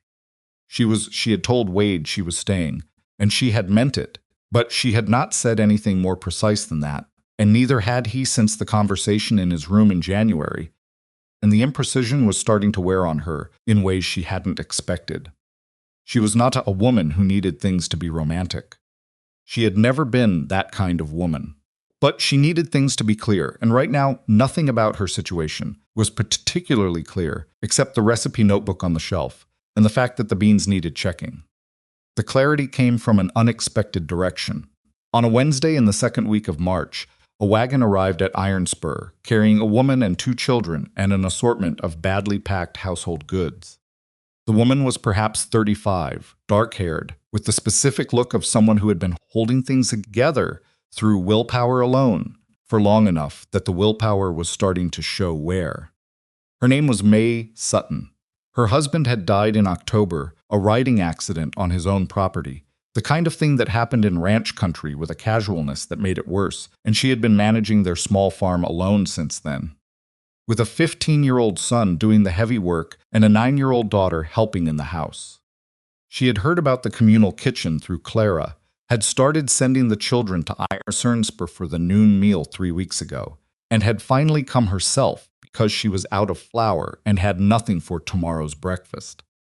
She said all of this in the kitchen doorway with a flatness that was not self-pity, but the opposite of it, the flatness of someone who had gotten so far past pride that they'd come out the other side into something practical. Come in, Mabel said. She fed May and the children dinner from what was on the range, and she put together a package of provisions: flour, cornmeal, dried beans, a jar of the apple butter she'd been carefully rationing, and she sat with May at the kitchen table while the children ate, and she asked questions. Not personal questions, practical ones. What did the farm produce in a good year? What did the boy know how to do? What were their specific needs going into spring? May answered carefully, like someone accustomed to people asking questions as a preamble to telling her what she couldn't have. Mabel made notes in her book. The boy, she said. He's strong, Elias, May said. He's strong and he's smart and he doesn't sleep enough. Is he willing to work for exchange? May looked at her. What kind of work? Deliveries, Mabel said. I have families I need meals delivered to who are too far for our current arrangements. I could pay in provisions enough to cover your household's share. You're offering him a job, May said. I'm offering an arrangement that helps both sides, Mabel said. That's different from charity. May was quiet for a moment. The 9-year-old daughter, who had been eating with focused efficiency, looked up. Mama, she said, the biscuits are real good. I know they are, Lily, May said. She looked at Mabel. All right, she said. When does he start? Elias Sutton arrived the next morning at 7, a big-shouldered boy with his mother's dark hair and the particular combination of capability and awkwardness that belonged to 15-year-olds who had been doing adult work for too long.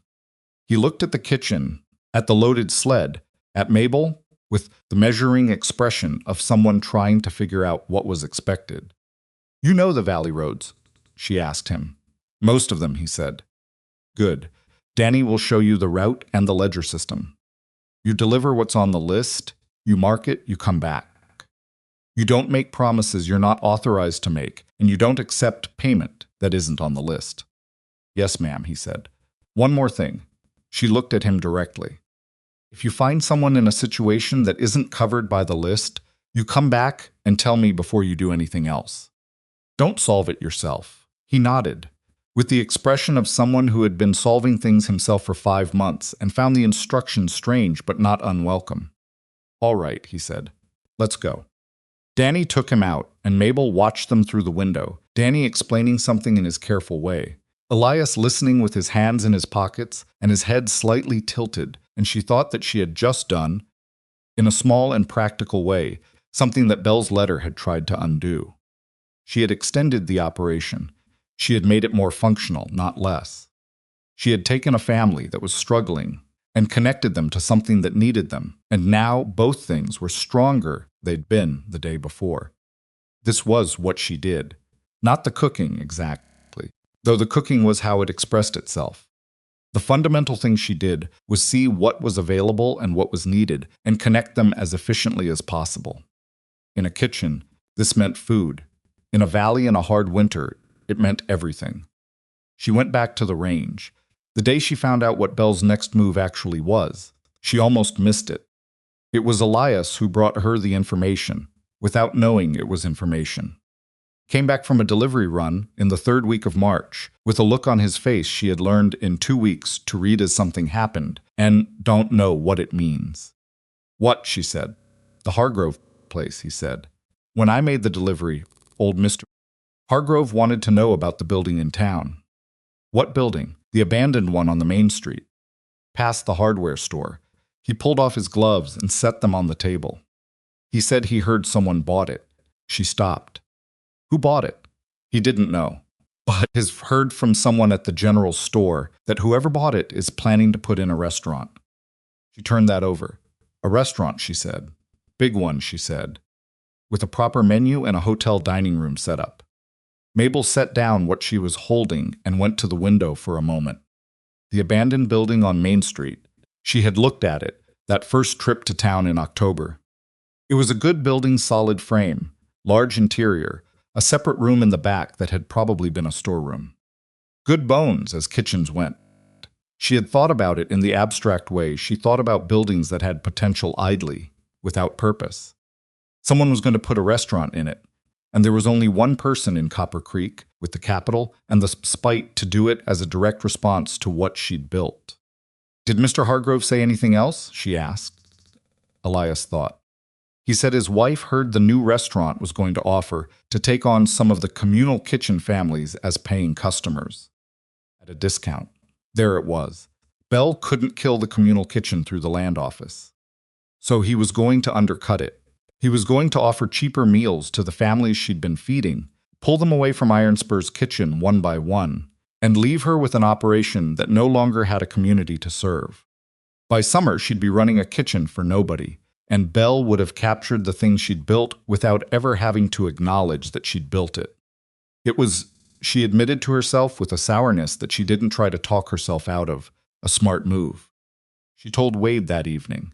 He listened the way he always listened still, complete, no jumping ahead. When she finished, he said, "He's not wrong that it could work." "I know he's not wrong," she said. "That's the problem." "What are you thinking?" She had been thinking for approximately 2 hours. She had a plan. It wasn't finished yet, but it had a shape. "Town council offered me money," she said, "after the grain situation in January." "You turned it down," he said. "I know what I want instead," she said. "I want the building." He was quiet. "I want the town council to deed that building to the community kitchen operation," she said. "Not to me, not to Iron Spur, to a formal community organization with a structure that can hold it legally. And I want to establish that before Bell gets his restaurant open." "You'd need a lawyer," Wade said, "and you'd need the council to move fast." "Yes," she said, "and you'd need someone who can actually hold the deed, since you can't own property," she finished. "I know." She looked at him steadily. "I'd need someone whose name could go on it alongside the community organizations." Wade looked at her. She looked back at him. This was not a proposal. She was clear about that in her own mind, clear about it. This was a practical conversation about a legal requirement. Except that it was also happening between two people who had been carefully not naming something for 5 months, and they both knew that, and neither of them was pretending otherwise. "You're asking me," he said.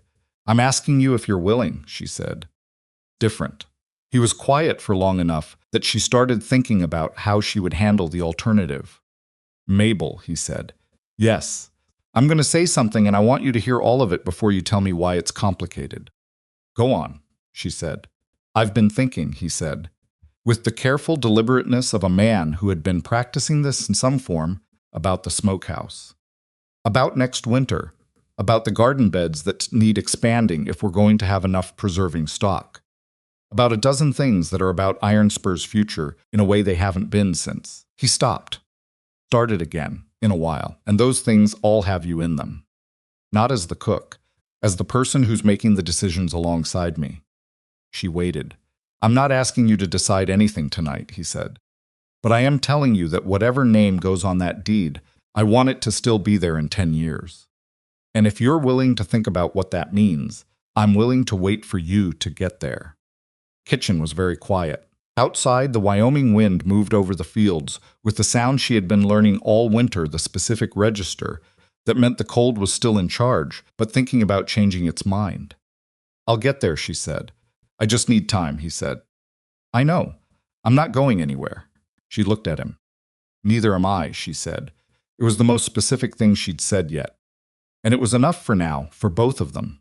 She picked up her notebook and started drafting the proposal for the town council, in the neat columns of a woman who kept track of everything that mattered, and she worked until the lamp burned low. And when she finally went to bed, she lay awake for a while, listening to the wind and thinking about a building on Main Street that needed a kitchen, and a kitchen that needed a name. She had both things ready by morning. The town council met on a Thursday.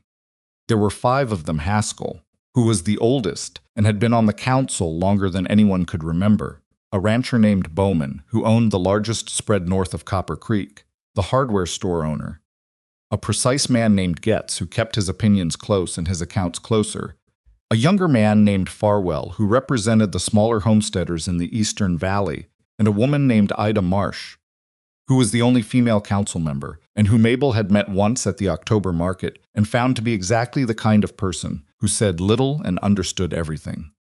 Mabel sat across the table from them in the back room of the general store, which doubled as the council's meeting room, and laid out her proposal in the same way she laid out a meal plan clearly, in order, with the numbers visible and the reasoning attached to each decision. She wanted the abandoned building on Main Street transferred to a formal community organization rather than sold to a private buyer. She wanted that organization to operate a permanent community kitchen and dining hall, not a charity operation but a working one, accepting payment from those who could pay, providing meals at reduced or no cost to those who couldn't, funded through a combination of commercial revenue and community contribution. She wanted the legal structure to protect it from what Bell had done to the communal kitchen at Iron Spur, from being regulated, undercut, or absorbed by a single owner with a personal interest. She put Wade's name on the deed application as the responsible party, because that was the legal reality of who could hold property, and she did it without looking at him, where he sat against the wall behind her, because she needed to say it as a practical fact and not as something more complicated. Bowman spoke first. "Bell's already made an inquiry about that building," he said. "Came to me personally last week." "I know," Mabel said. "He offered the council a fair price for it." "I'm sure he did," she said. "And in 2 years he'd be running the only dining establishment in Copper Creek, setting his own prices, and the families who survived this winter on communal meals would be paying whatever he decided to charge." Getz tapped his finger on the table. "The council's obligation is to the town's economic development. A private restaurant generates tax revenue. So does a community kitchen that pays its workers and buys its supplies locally," Mabel said. "I've run the numbers." She put her notebook on the table and opened it to the page she'd prepared the night before. 16 families contributed labor and goods to the communal operation this winter. 8 women who had no independent income earned provisions and credit. That's economic activity. It just doesn't look like a hotel dining room. Ida Marsh was looking at the notebook. "May I?" she said. Mabel pushed it toward her. The room was quiet while Ida read. Farwell leaned over to look. Even Getz, who had been performing neutrality carefully, let his eyes drift to the page. Haskell, who had said nothing yet, spoke. "Mabel," he said, "you saved people this winter. I think we can dispense with pretending that's a debatable point." "Community saved the community," she said. "I just organized the kitchen." "Don't do that," Haskell said, mildly but firmly. "Don't make yourself smaller than you are. It doesn't help anybody." She met his eyes. He was 81 and had the patience of geography, and he was right. "The question before this council," she said, "isn't whether I'm owed something. It's whether Copper Creek wants to own something that works or sell it to a man who's going to use it against them." Bowman shifted in his seat. "Bell's got a lawyer." "So does this proposal," Mabel said. "Wade's been in contact with a man in Cheyenne." She heard Wade make a small sound behind her that was not quite a cough. They had not, in fact, been in contact with a lawyer yet. She would deal with that on the way home. "We'd need to vote," Getz said. "That's why we're here," Haskell said. They voted. 4-1. Getz was the dissenting vote, which she had expected. He was the kind of man who needed a process to be regular before he could support it, and this process had moved too fast for his comfort. She respected that, even as she was grateful to be on the winning side of it. She shook Haskell's hand outside the general store, afterward, in the gray March cold. "You have 6 weeks before the road opens," he told her. "Bell will come at this through the county if he can." "I know," she said. "You need that lawyer faster than you said." "I know that too," she said. He looked at her with the direct, uncomplicated regard of a very old man who no longer wasted time on things that didn't matter. "You're going to be fine," he said. "Not because things are going to be easy. Because you're too stubborn to let them beat you." She didn't know whether to laugh or be insulted. She settled on accepting it as the compliment it was apparently intended as. Wade was quiet on the drive back to Iron Spur. After about a mile, she said, "We need a lawyer." "I know," he said. "I heard. I may have implied we already had one." "I noticed. Can you write to someone in Cheyenne?" "Have a contact. He's expensive." "How expensive?" "More than a season's worth of hand pies." She thought about that. "I have some money saved. From before Wyoming." He glanced at her sideways. It was a brief look, but it covered a lot of ground. "You're not paying for a lawyer, because Bell came after my ranch," he said. "It's not your ranch being organized," she said. "It's my kitchen." "Mabel." "Wade." She looked back at him with the same flatness. "I have money. I saved it for something I was going to build. This is something I'm going to build. Let me put it toward that." He drove for another quarter-mile. "We'll split it," he said. "Fine," she said. "Fine," he said. It wasn't elegant, but it was theirs, and it would hold. The lawyer's name was Everett Morse, and he arrived from Cheyenne on the first clear road day in early April, which was 3.5 weeks after the council vote, and about 2 weeks after Bell had filed a second complaint, this one directly with the county land office, arguing that the council's decision to transfer the building to a community organization rather than accepting his offer constituted an improper interference with private commerce.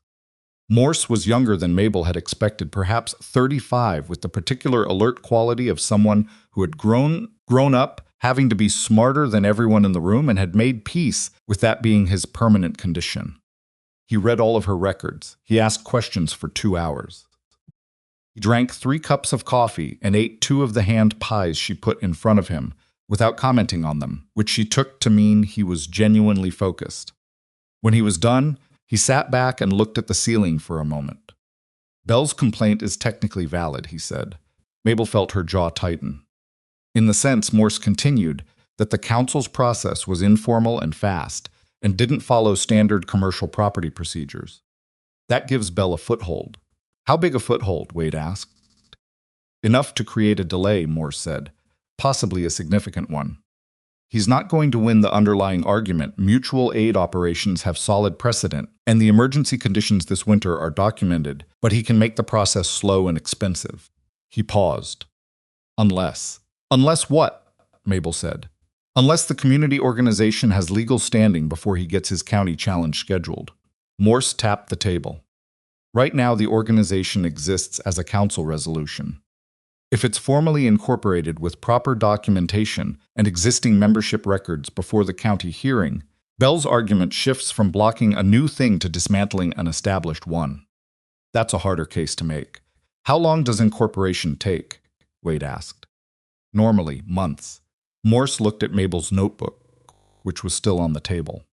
But you have records that most organizations don't have at incorporation. Membership contributions, distribution records, labor contributions, a ledger going back to November. You've been operating with the structure of a formal organization without the paperwork. He almost smiled. How many people contributed to the communal operation? 16 families, Mabel said, plus individual contributors. Get me signed statements from as many as you can, attesting to their participation and their support for the formal organization. I'll draft the incorporation documents. We move in 3 weeks. 3 weeks. She had organized a winter kitchen for a valley full of people in less time than that. I'll have them, she said. The next 10 days were the most exhausting of the winter, and the winter had been extremely exhausting.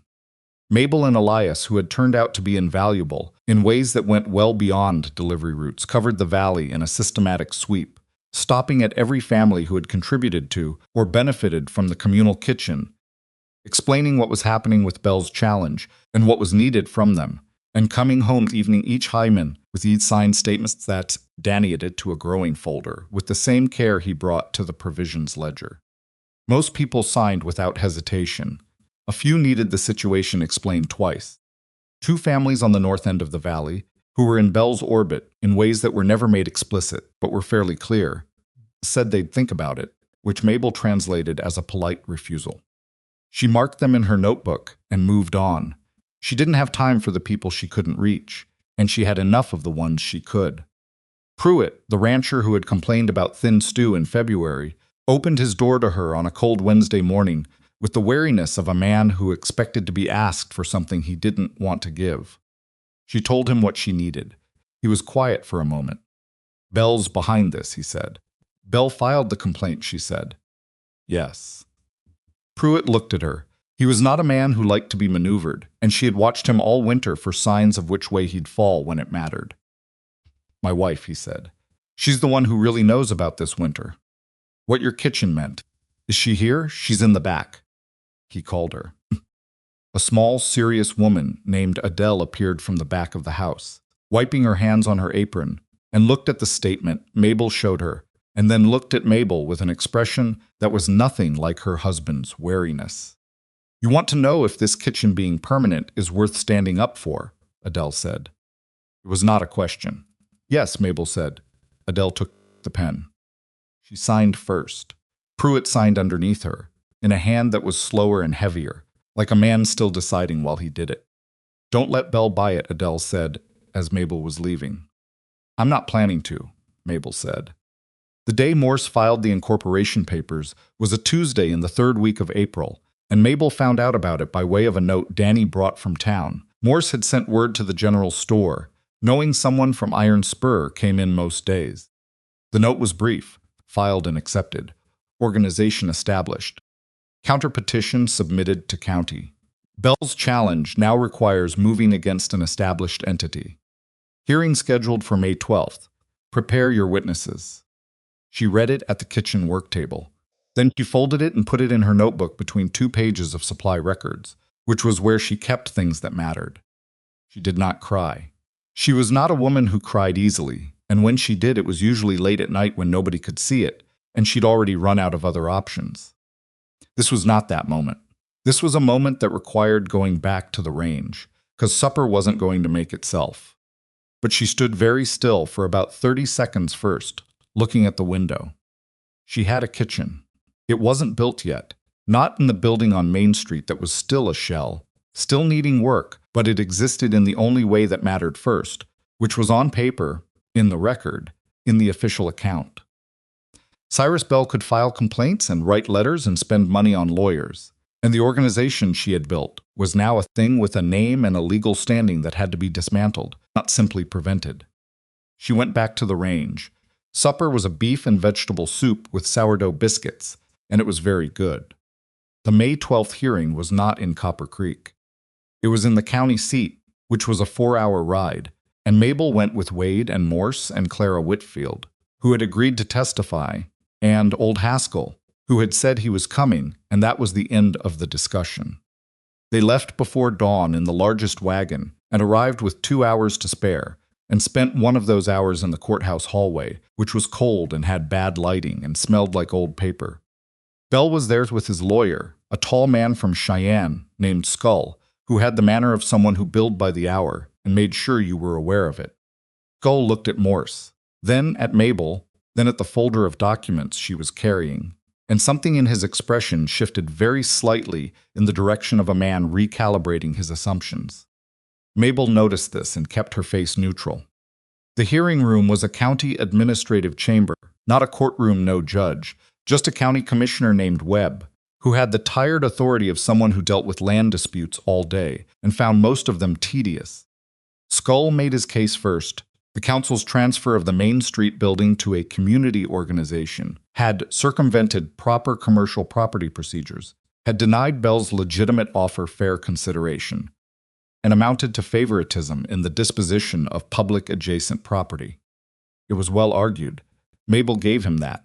Morse's counter was methodical and specific. He presented the incorporation documents, the membership records, the ledger, the signed statements from 31 Copper Creek residents attesting to the organization's existing operation and community standing. He presented Caulfield's report from the winter emergency, presented the timeline of Bell's complaint, noting that it had been filed within 2 weeks of the council vote, which Morse described, in the careful language of someone who was not calling anyone a liar, as a response to the council's decision rather than a pre-existing concern. Then he called Haskell. Haskell sat in the witness chair with the unhurried patience of a man who had been in Wyoming since before most people in the room were born and had outlasted harder things than Cyrus Bell. He described the winter in the plain, specific language of someone reporting facts. He described what the communal kitchen had done. He described what Bell's cellar had contained and when it had been opened and under what circumstances. Skull cross-examined him. "Mr. Haskell," he said, "isn't it true that the council's decision to transfer the building was made without competitive bidding?" "The building wasn't being sold," Haskell said. "It was being transferred to community use. Without considering my client's offer." "Your client's offer came after the decision," Haskell said. "That's not the same as being ignored. That's being too late." There was a sound from the back of the room that might have been someone suppressing a laugh. Then Clara testified, in the clear, undecorated voice of a woman who had spent the winter cooking in a shared kitchen and knew exactly what it had meant to her family. She talked about the food and the children's health, and the fact that 3 families in the valley would not have made it to April without what the Iron Spur kitchen had produced. She did not editorialize. She did not perform distress. She just said what had happened, and the plainness of it was more effective than any drama would have been. Skull declined to cross-examine her. Commissioner Webb spent most of the hearing making notes. He asked Morse 2 questions, and Skull won, and then said he would issue his ruling within 2 weeks. On the ride home, in the late afternoon light that turned the Wyoming plains into something that looked, for about an hour, genuinely beautiful, Mabel sat in the back of the wagon next to Haskell and listened to Wade and Morse in the front, discussing the probable outcome. "He'll rule for us," Morse said. Bell's case was technically valid but thin. The incorporation filing made it significantly harder. "Sure?" Wade asked. 90%. "What about the other 10? "Commissioners are human beings," Morse said. "I plan for 90 and account for 10. Haskell, beside Mabel, made a sound that was not quite a comment. "What?" she said quietly. "Nothing," he said. "Just that this time last year, nobody in that county seat had heard of Copper Creek. Now we've had 2 official proceedings in 6 months. Is that good or bad?" "Visible," he said, "which is better than both." The ruling came in 9 days, not 2 weeks. Came in a letter addressed to Everett Morse and forwarded to Iron Spur, where Mabel opened it because Wade was out with the cattle, and she was the one who checked the mail and she was not, she told herself, going to wait until he came back. Webb had ruled for the community organization on all substantive points. Bell's procedural complaint was noted but not sustained. The transfer of the Main Street building stood. The organization's existing operational status was formally recognized. and in a paragraph that Mabel read 4 times, Webb had noted that the circumstances of the winter emergency, including the documented withholding of food supplies by a private business owner, were relevant context for the council's decision and provided legitimate public interest grounds for prioritizing community use over private commercial development. She set the letter on the kitchen table. She put the kettle on. She stood at the range while the water heated, and she thought about Cyrus Bell, standing in the general store in October, loud enough for the whole room to hear, telling anyone who would listen that a woman built like her ought to be more careful about how much she claimed to know about food. She thought about the 3 people who had laughed. She thought about standing in the doorway with her basket of dried herbs and hearing every word and walking to the wagon with steady hands while the shaking waited until she was a quarter mile out of town. Poured the tea. She sat at the table. She was not going to make this moment dramatic.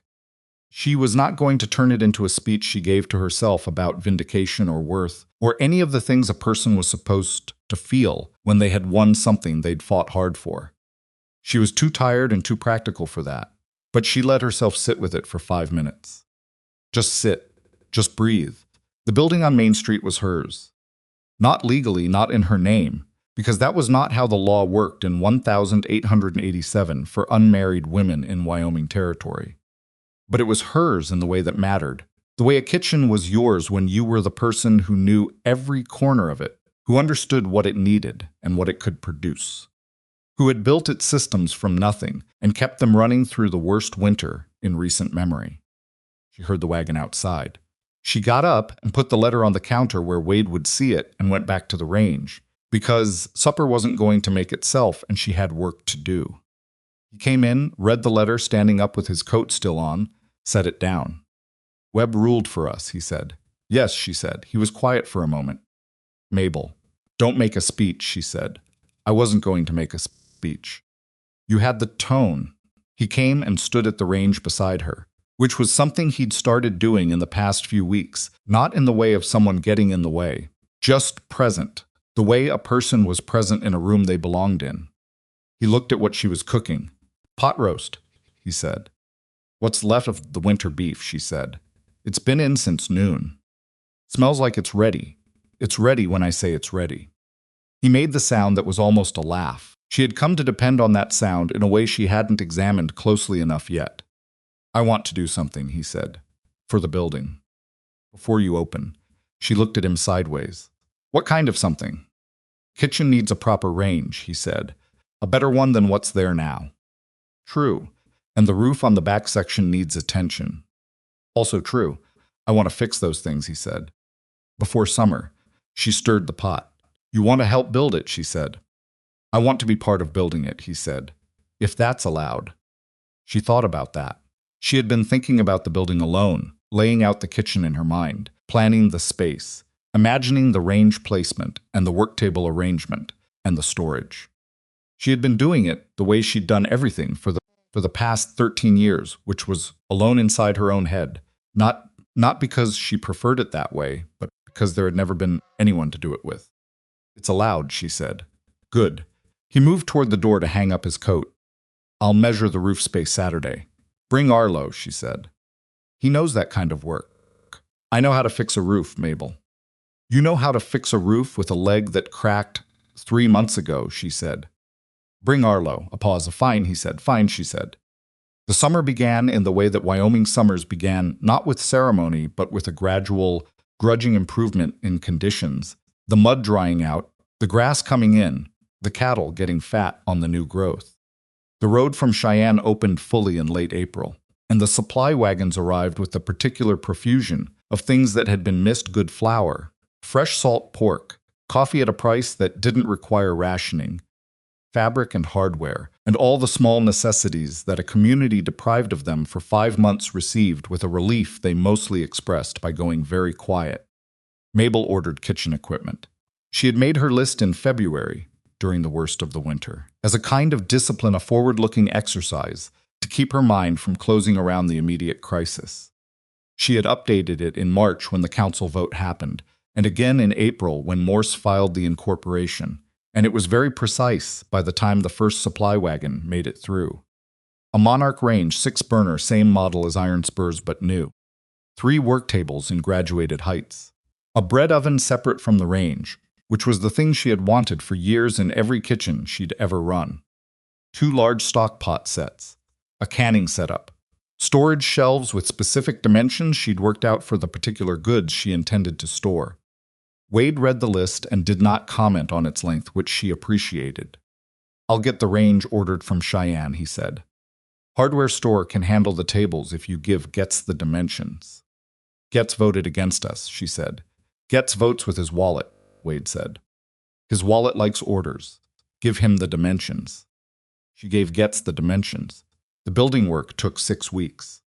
Wade and Arlo and Elias, who had asked to be included and turned out to have a genuine aptitude for structural work that nobody had thought to give him before, spent their Saturdays on the roof in the interior, repairing the fire damage on one wall she hadn't known about until they opened the plaster, replacing the floor in the back room, installing the bread oven flue that required a specific angle she had sketched for Arlo in her notebook and that he had studied for a long time before saying, "All right, I see what you're after," and executing it with a precision that surprised her.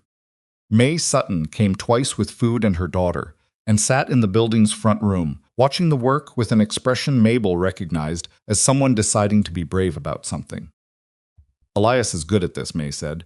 "He's good at most things he puts his mind to," Mabel said. "He's talking about staying," May said, "in Copper Creek. Not going back east. Is that what you want?" May was quiet for a moment. "I want him to have choices," she said. "I think Copper Creek might actually be one." Mabel looked at the building around them, the improved walls, the new floor sections, the chalk marks she'd made for the range placement. "It's going to be more than it was," she said, "if I have anything to say about it." "You have everything to say about it," May said, matter-of-factly. On the last Saturday of June, when the main construction was finished, and the range had been delivered and installed, and the bread oven had been tested 3 times to Mabel's satisfaction, she stood in the middle of the kitchen at the end of the day, after everyone else had gone, and looked at what existed. It was not beautiful, not in any decorative sense. It was a working kitchen, well-proportioned, well-organized, built to the specific logic of someone who understood that the difference between a kitchen that worked and one that didn't was almost never about appearance. The work tables were at the right heights. The storage was where it needed to be. The range had a clear line to the flue, and the bread oven was positioned so that one person could tend both out without crossing the room. The back storeroom had the shelving system she'd designed, ready for the first supplies. Put her hand flat on the center work table. The wood was solid. New planking from Getz's Hardware, fitted tight enough that nothing would fall through, and smooth enough to work dough on. She had tested it with a batch of sourdough that afternoon, just to know. The sourdough was cooling on a rack by the window. She heard footsteps, and Wade appeared in the doorway behind her, having come in through the back as she'd given him a key to do. He looked at the kitchen. She watched him look at it. He didn't say anything for a long moment. "Then it's exactly how you described it. I know what I want when I can see it clearly enough," she said. Came and stood beside her at the work table, the way he stood at the range at Iron Spur. Present. Not in the way. Just there. "What are you going to call it?" he asked. She had been thinking about this for weeks. She had tried several names in her notebook and crossed them all out for various reasons. Too grand, too descriptive, too much like an announcement. She wanted something that was just a name. Something that said what it was without explaining itself. "Mabel's table," she said. He was quiet. "Simple," he said. "It's a simple place," she said. "The food is good. That should be enough." "It will be," he said. And then, after a pause that had something in it she'd learned not to talk past, "You've earned a name on something." She looked at the kitchen. Her kitchen. The one she'd built with a council vote and a lawyer's filing and 31 signed statements and 6 Saturdays of other people's labor offered freely, and the money she'd saved in Missouri for something she hadn't known yet was this. "I've earned a lot of things," she said. "I'm just starting to claim them." Wade turned and looked at her directly then, and she let him, and they stood in her kitchen in the late June light, with the smell of sourdough in the air, and the range cooling after its first real day of use, and neither of them said the thing that was sitting between them clearly enough now that it didn't need saying yet. But it was close. She could feel it the way she felt a storm coming, not with dread, but with the particular readiness of someone who had learned to stop being surprised by weather and start being prepared for it. "I'll open Monday," she said. "I'll be there," he said. As a customer, she clarified, "You pay like everyone else." "How much?" "Whatever you can afford." He made the almost law sound. "Think I can manage," he said. She covered the sourdough for the night, banked the range to hold the warmth, checked the bread oven was fully cooled, and walked through the kitchen one last time the way she always walked through a kitchen at the end of a day, checking, confirming, making sure everything was where it needed to be so tomorrow could start right. Everything was where it needed to be. She turned off the lamp. Outside, Copper Creek's main street was quiet in the summer evening, the last light pulling long shadows across the dirt road. The hardware store was dark. The Hotel Bell's hotel had its lamps on in the lobby, and she could see the shape of the building she had fought for, reflected in those windows, which struck her as the kind of detail that was almost funny if you were in the right mood for it. She locked the door. Wade was waiting by the wagon, holding the reins of the patient horse who had been standing at the hitching post for 3 hours without complaint. "Ready," he said. "Been ready," she said, and climbed up. Mabel's table opened on a Monday morning in early July, and nobody made a speech about it. That was her specific instruction, delivered to Clara and Haskell and Wade in the week before opening, when the suggestion of some kind of ceremony had come up 3 separate times from 3 separate directions. She understood the impulse. People liked ceremonies. They liked the feeling of a moment being marked, so it couldn't be mistaken for an ordinary day. But she had spent the better part of a year building something in Copper Creek, and she had no interest in standing in front of it and talking about it. The kitchen would say what it was the first time someone sat down and ate. She opened at 6 in the morning with coffee, biscuits, and a pot of oatmeal with dried apple and cinnamon. She had priced everything the night before in her notebook, with a second column for what she would accept in trade for those who had provisions but not cash, and a third column unmarked. Not for display, for the families she intended to feed regardless of payment, at least until things stabilized. The first customer was Haskell, who arrived at 6:15 with his hat in his hand and 2 bits on the table and ate his oatmeal without saying a word about ceremony. The second was Danny, who had left Iron Spur's employ that spring to take on the ledger-keeping for the new organization at a salary they'd calculated together to be fair given the operation's first-year uncertainty. He sat across from Haskell, and they discussed the weather in the way of men who had discussed the weather in the same location for many years, which was to say, without much interest in the weather itself. By 8 o'clock, 12 people had come through. By noon, she had run out of the beef stew she'd prepared for the midday meal and had to put a second pot on from scratch, which required a rapid recalculation of her afternoon ingredient count, which she did in her head while stirring and did not mention to anyone because there was no reason to mention it. Clara arrived at 1 o'clock to help with the afternoon service and found Mabel at the range with flour on her apron and the expression of a woman managing 4 things simultaneously. "You underestimated demand," Clara said.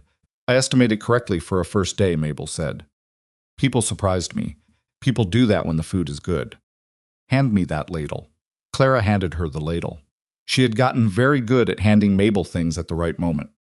By closing time, she had set closing at 7, which turned out to be optimistic by about 45 minutes, because the last 2 tables stayed longer than expected, and she didn't have it in her to rush them. Mabel had served 38 meals. Taken in payment that covered her day's costs with a small remainder, and accepted 3 jars of honey, a bushel of late green beans, and a portion of smoked venison in trade. She sat at the work table after everyone had gone and wrote the day's numbers in her notebook. The numbers were not dramatic. They were the numbers of a beginning, which meant they were tentative and uncertain and pointed towards something that wasn't yet fully visible. But they were real, and they were hers, and after she'd written them, she closed the notebook and let herself sit quietly for a few minutes in the kitchen she had built. It smelled like coffee and baked bread and the particular sweetness of a well-used range.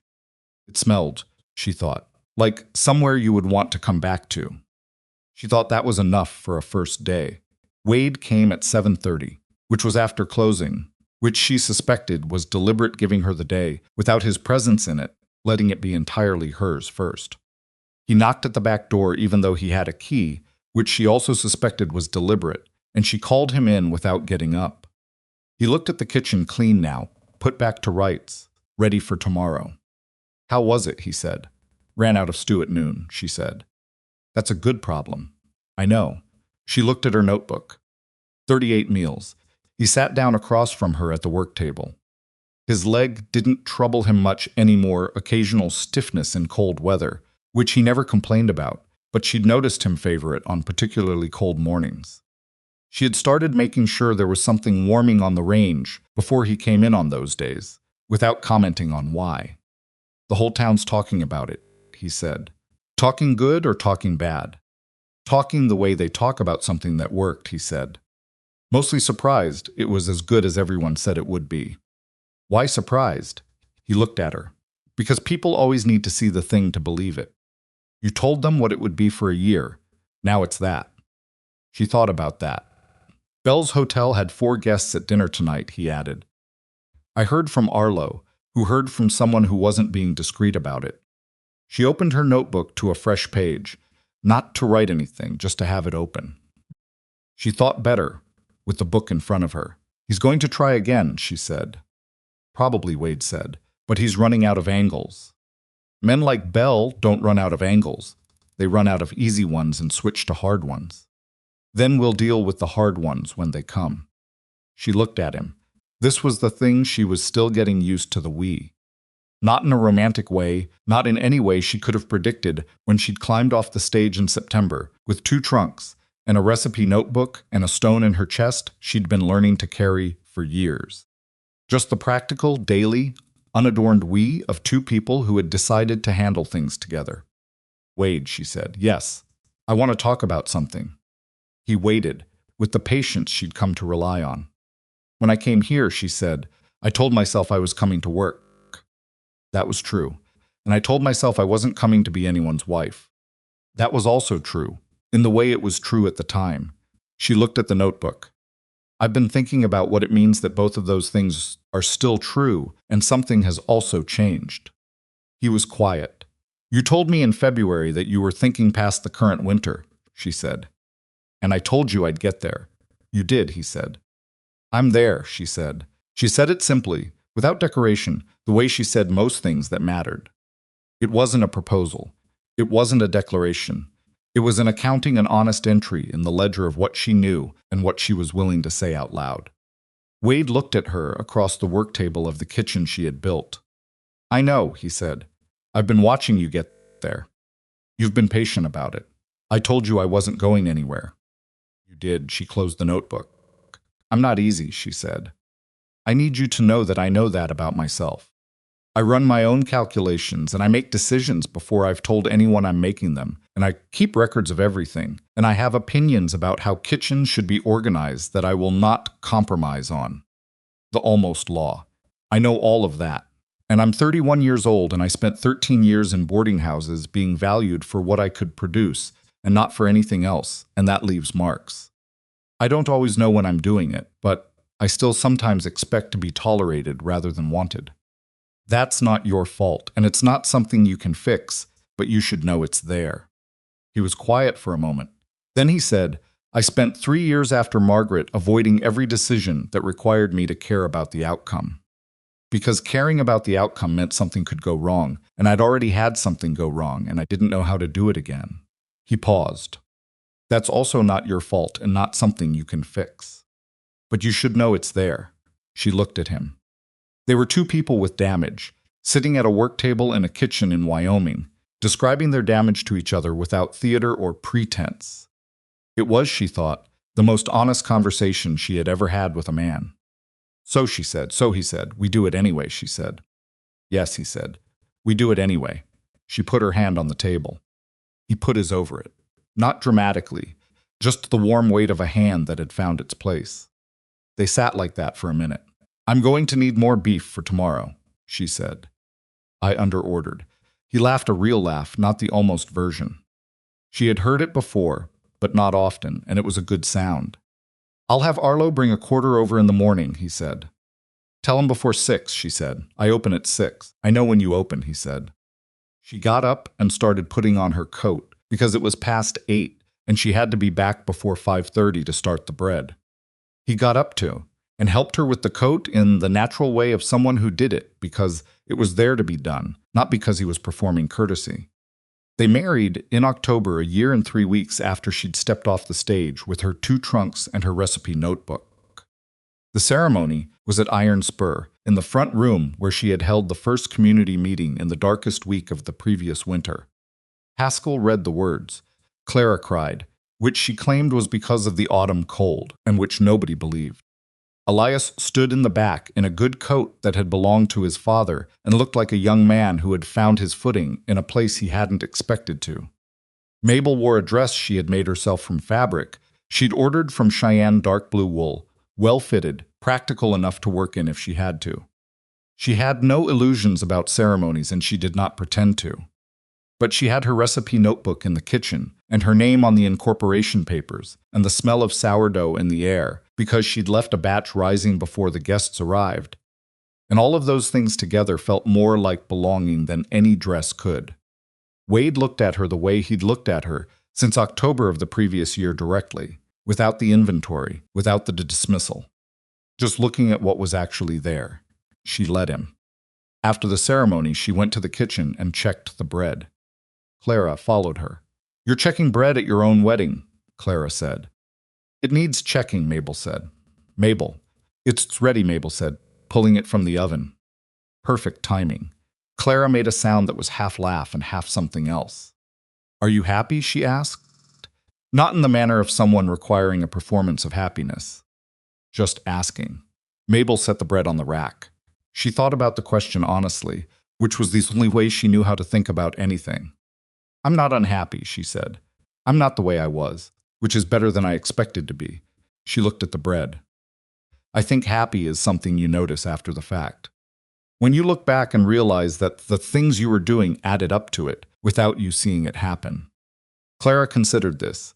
That might be the most practical definition of happiness I've ever heard. I'm a practical person, Mabel said. You're more than that, Clara said. But yes. The years that followed were not easy, and Mabel would not have believed anyone who told her they would be. Running a working kitchen and a working ranch simultaneously through Wyoming winters and dry summers and the ordinary grinding difficulty of things that needed maintaining was not the kind of life that left you much room for the luxury of feeling settled. Something was always demanding attention. The bread oven needed a new flue seal in the second year. A drought the third summer cut the cattle herd by a fifth and required a rapid recalculation of Iron Spur's finances. 2 of the women who had worked the kitchens since the beginning left when their families moved south, and Mabel spent 3 months training replacements while running a full service. Kitchen grew. Not quickly, not dramatically. It grew the way things grow when they're built on something real steadily, sometimes imperceptibly, adding a table 1 year and a new range hood the next, and a second work table the year after that. By the 3rd year, Mabel's table had a reputation that reached beyond Copper Creek travelers on the road from Cheyenne began stopping specifically, having heard from someone who'd heard from someone that the beef pot pie was worth the detour and the cinnamon apple cake was worth stopping for even if you hadn't planned on a meal. She did not expand for the sake of expanding. That was a principle she held to, even when it would have been easy to abandon it. She expanded when the operation could support the expansion without compromising the food or the people making it, and not before. This annoyed some people who saw opportunities she was leaving on the table.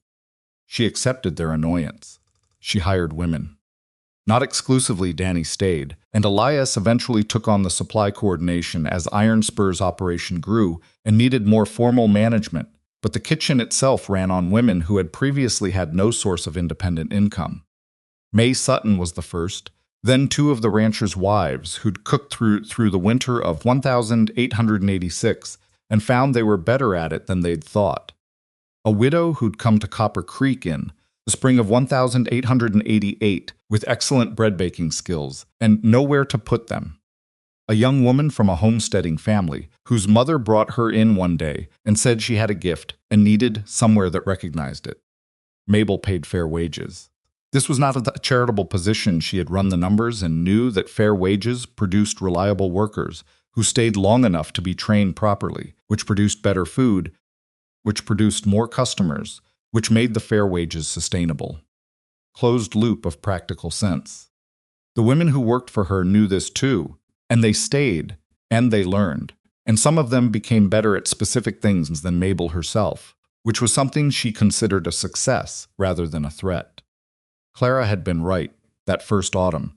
From the kitchen, Mabel ran more than a kitchen. She ran, in the practical daily sense, a significant portion of Copper Creek's informal economy. The trades she made, the wages she paid, supplies she sourced, and the producers she bought, from regularly enough that they could plan on her business, all of it moved through the community in ways that were hard to trace exactly but easy to see in aggregate. Families that had been just surviving were, some of them, beginning to build. Children who had eaten communal stew through the worst of the winter were eating properly through subsequent winters because their parents had steadier income. She did not take credit for this. It was not her doing in any individual sense. It was the doing of everyone who had signed the statements, who had contributed beans and smoked meat and signed over grain, who had shown up at 6 a.m. to a cold kitchen because the community needed feeding. She had organized it. There was a difference.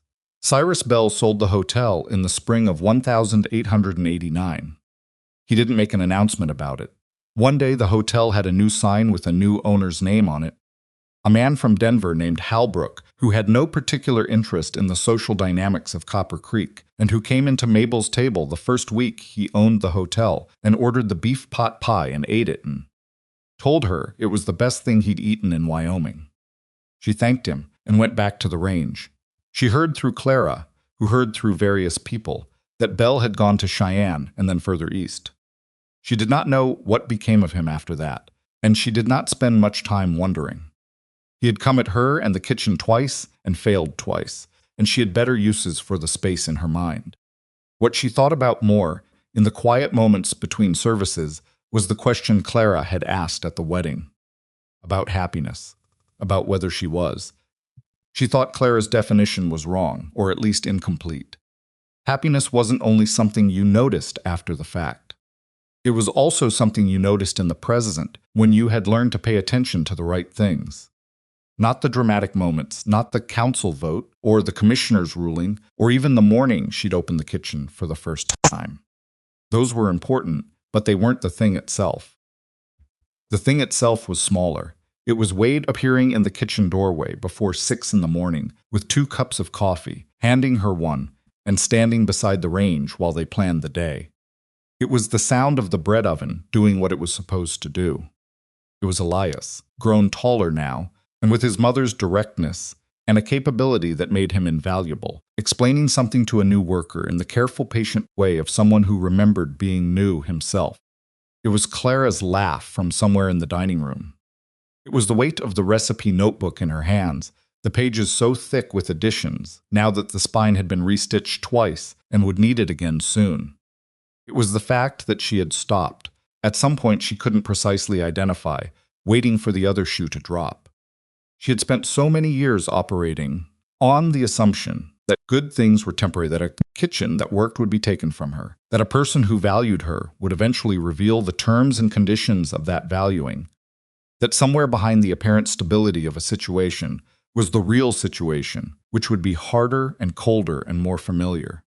She had managed kitchens and winters and difficult men from inside this assumption for so long that it had become invisible to her, like the background noises of a place you've lived in, so long you stop hearing it.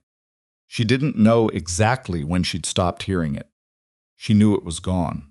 One evening in the late fall of 1889, 3 years after she'd arrived in Copper Creek, 2 years after the wedding, she was closing the kitchen alone. Wade had gone back to Iron Spur with Arlo to deal with something in the cattle operation, and the last of the staff had left, and she was doing what she always did at the end of a day, walking the kitchen, checking, confirming, making sure everything was in its place for tomorrow. She stopped at the center work table. The same work table she'd put her hand on the first night the kitchen was finished, the new plank wood under her palm, checking that it was solid. She put her hand on it again now.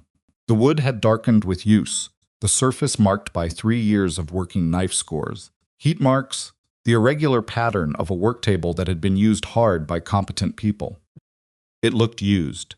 It looked right. She thought about the woman who had stepped off a stage in September of 1886 with 2 trunks and a recipe notebook, and the absolute conviction that she was coming to Wyoming to cook, not to belong. That woman had been right about the cooking. She had been wrong about the belonging, or rather, she had been wrong about believing those 2 things were separate. You couldn't feed people for 3 years without belonging to them. You couldn't build something that mattered without becoming part of it. The belonging wasn't something that happened to you. It wasn't something someone gave you, or that you stumbled into. It was what you built, day by day, meal by meal, notebook page by notebook page, until one day you looked up and found you were standing in the middle of it. She had crossed half a country believing that the best she could expect was to be useful, that her size and her age and her history had disqualified her from the other things, from being chosen, from being visible, from mattering in ways that weren't about what her hands could produce. She had been wrong, not because the world had turned out to be kinder than she'd thought it hadn't, particularly. There was nothing gentle about Wyoming winters or county land office bureaucracy or men like Cyrus Bell.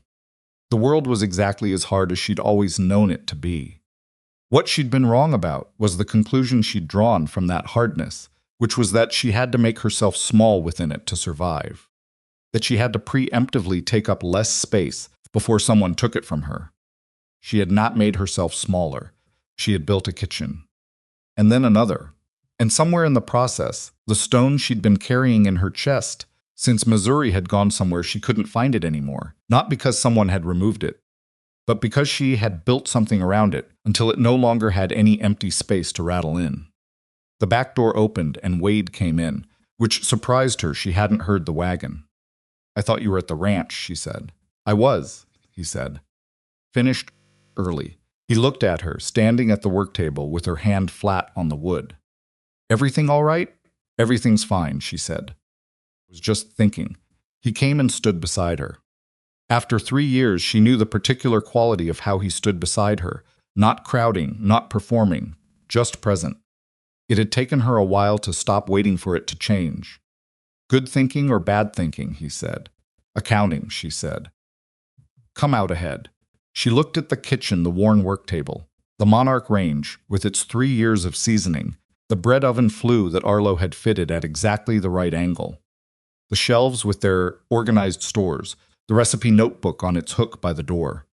"Yes," she said, considerably. He put his arm around her, not carefully, not tentatively, the way he'd learned over time she preferred, which was just directly, like a fact, and she leaned into it the way she leaned into solid things, which was with her whole weight, trusting what had already proven it would hold. "The cinnamon apple cake," he said. "What about it?" "There's none left." "There was never any left," she said. "There's never been any left at closing in 3 years." "I know," he said. "I keep hoping." She smiled. Not the managed kind she'd learned in boarding houses, the one that said everything's fine and I don't need anything and I'm just here to make your meal. The other kind. The one that came from somewhere she'd kept locked for so long that she hadn't been sure it was still in there. "Tomorrow," she said. "I'll make an extra one." "Promise?" "I'll make an extra one," she said. "I'm not making promises about baked goods." He laughed. She turned off the lamp. They walked out together into the Copper Creek night, which was cold and clear in the way Wyoming nights were cold and clear completely, without reservation, with more stars visible than most people would ever see in a lifetime. Kitchen was dark behind them, resting. Tomorrow it would be warm again, and full, and somebody would run out of something, and somebody else would figure out how to make it stretch, and the notebook would get another page. Mabel Henshaw, Mabel Talmadge now, though she kept both names in different contexts because she had earned both and saw no reason to simplify, had not come to Wyoming to become smaller. She had not come to prove herself to men who had already decided what she was. She had not come to be grateful for being tolerated, or to perform a version of herself that was easier for people to accept. She had come to cook, and, in the cooking, she had built a table, large enough for all of her, the weight of her, the stubbornness of her, the precise and meticulous, and occasionally infuriating competence of her. The woman who kept records of everything, because records were power, and she had learned early that power was the only reliable currency. The woman who had crossed half a country in the belief that work was enough and had found, on the other side of that crossing, that it was, but that it was also a beginning, not an end. She had stopped waiting to be accepted. She had started expecting to be known. There is something most people learn too late, or not at all, about the lives they could have had, that the life you settle for is not the life that was available to you. It is the life you accepted in exchange for certainty. And certainty is a comfort, but it is not the same as a life. Mabel had traded certainty for Wyoming. She had traded the safe smallness of being useful for the much harder work of being real, of taking up the space she actually occupied without apology, of building something with her name on it, even when the law said her name couldn't go on the deed. She had found that the world did not, in fact, collapse under the weight of a woman who refused to pretend she was as less than she was. It held, mostly because she built the foundation herself. She got into the wagon. The horse knew the way home.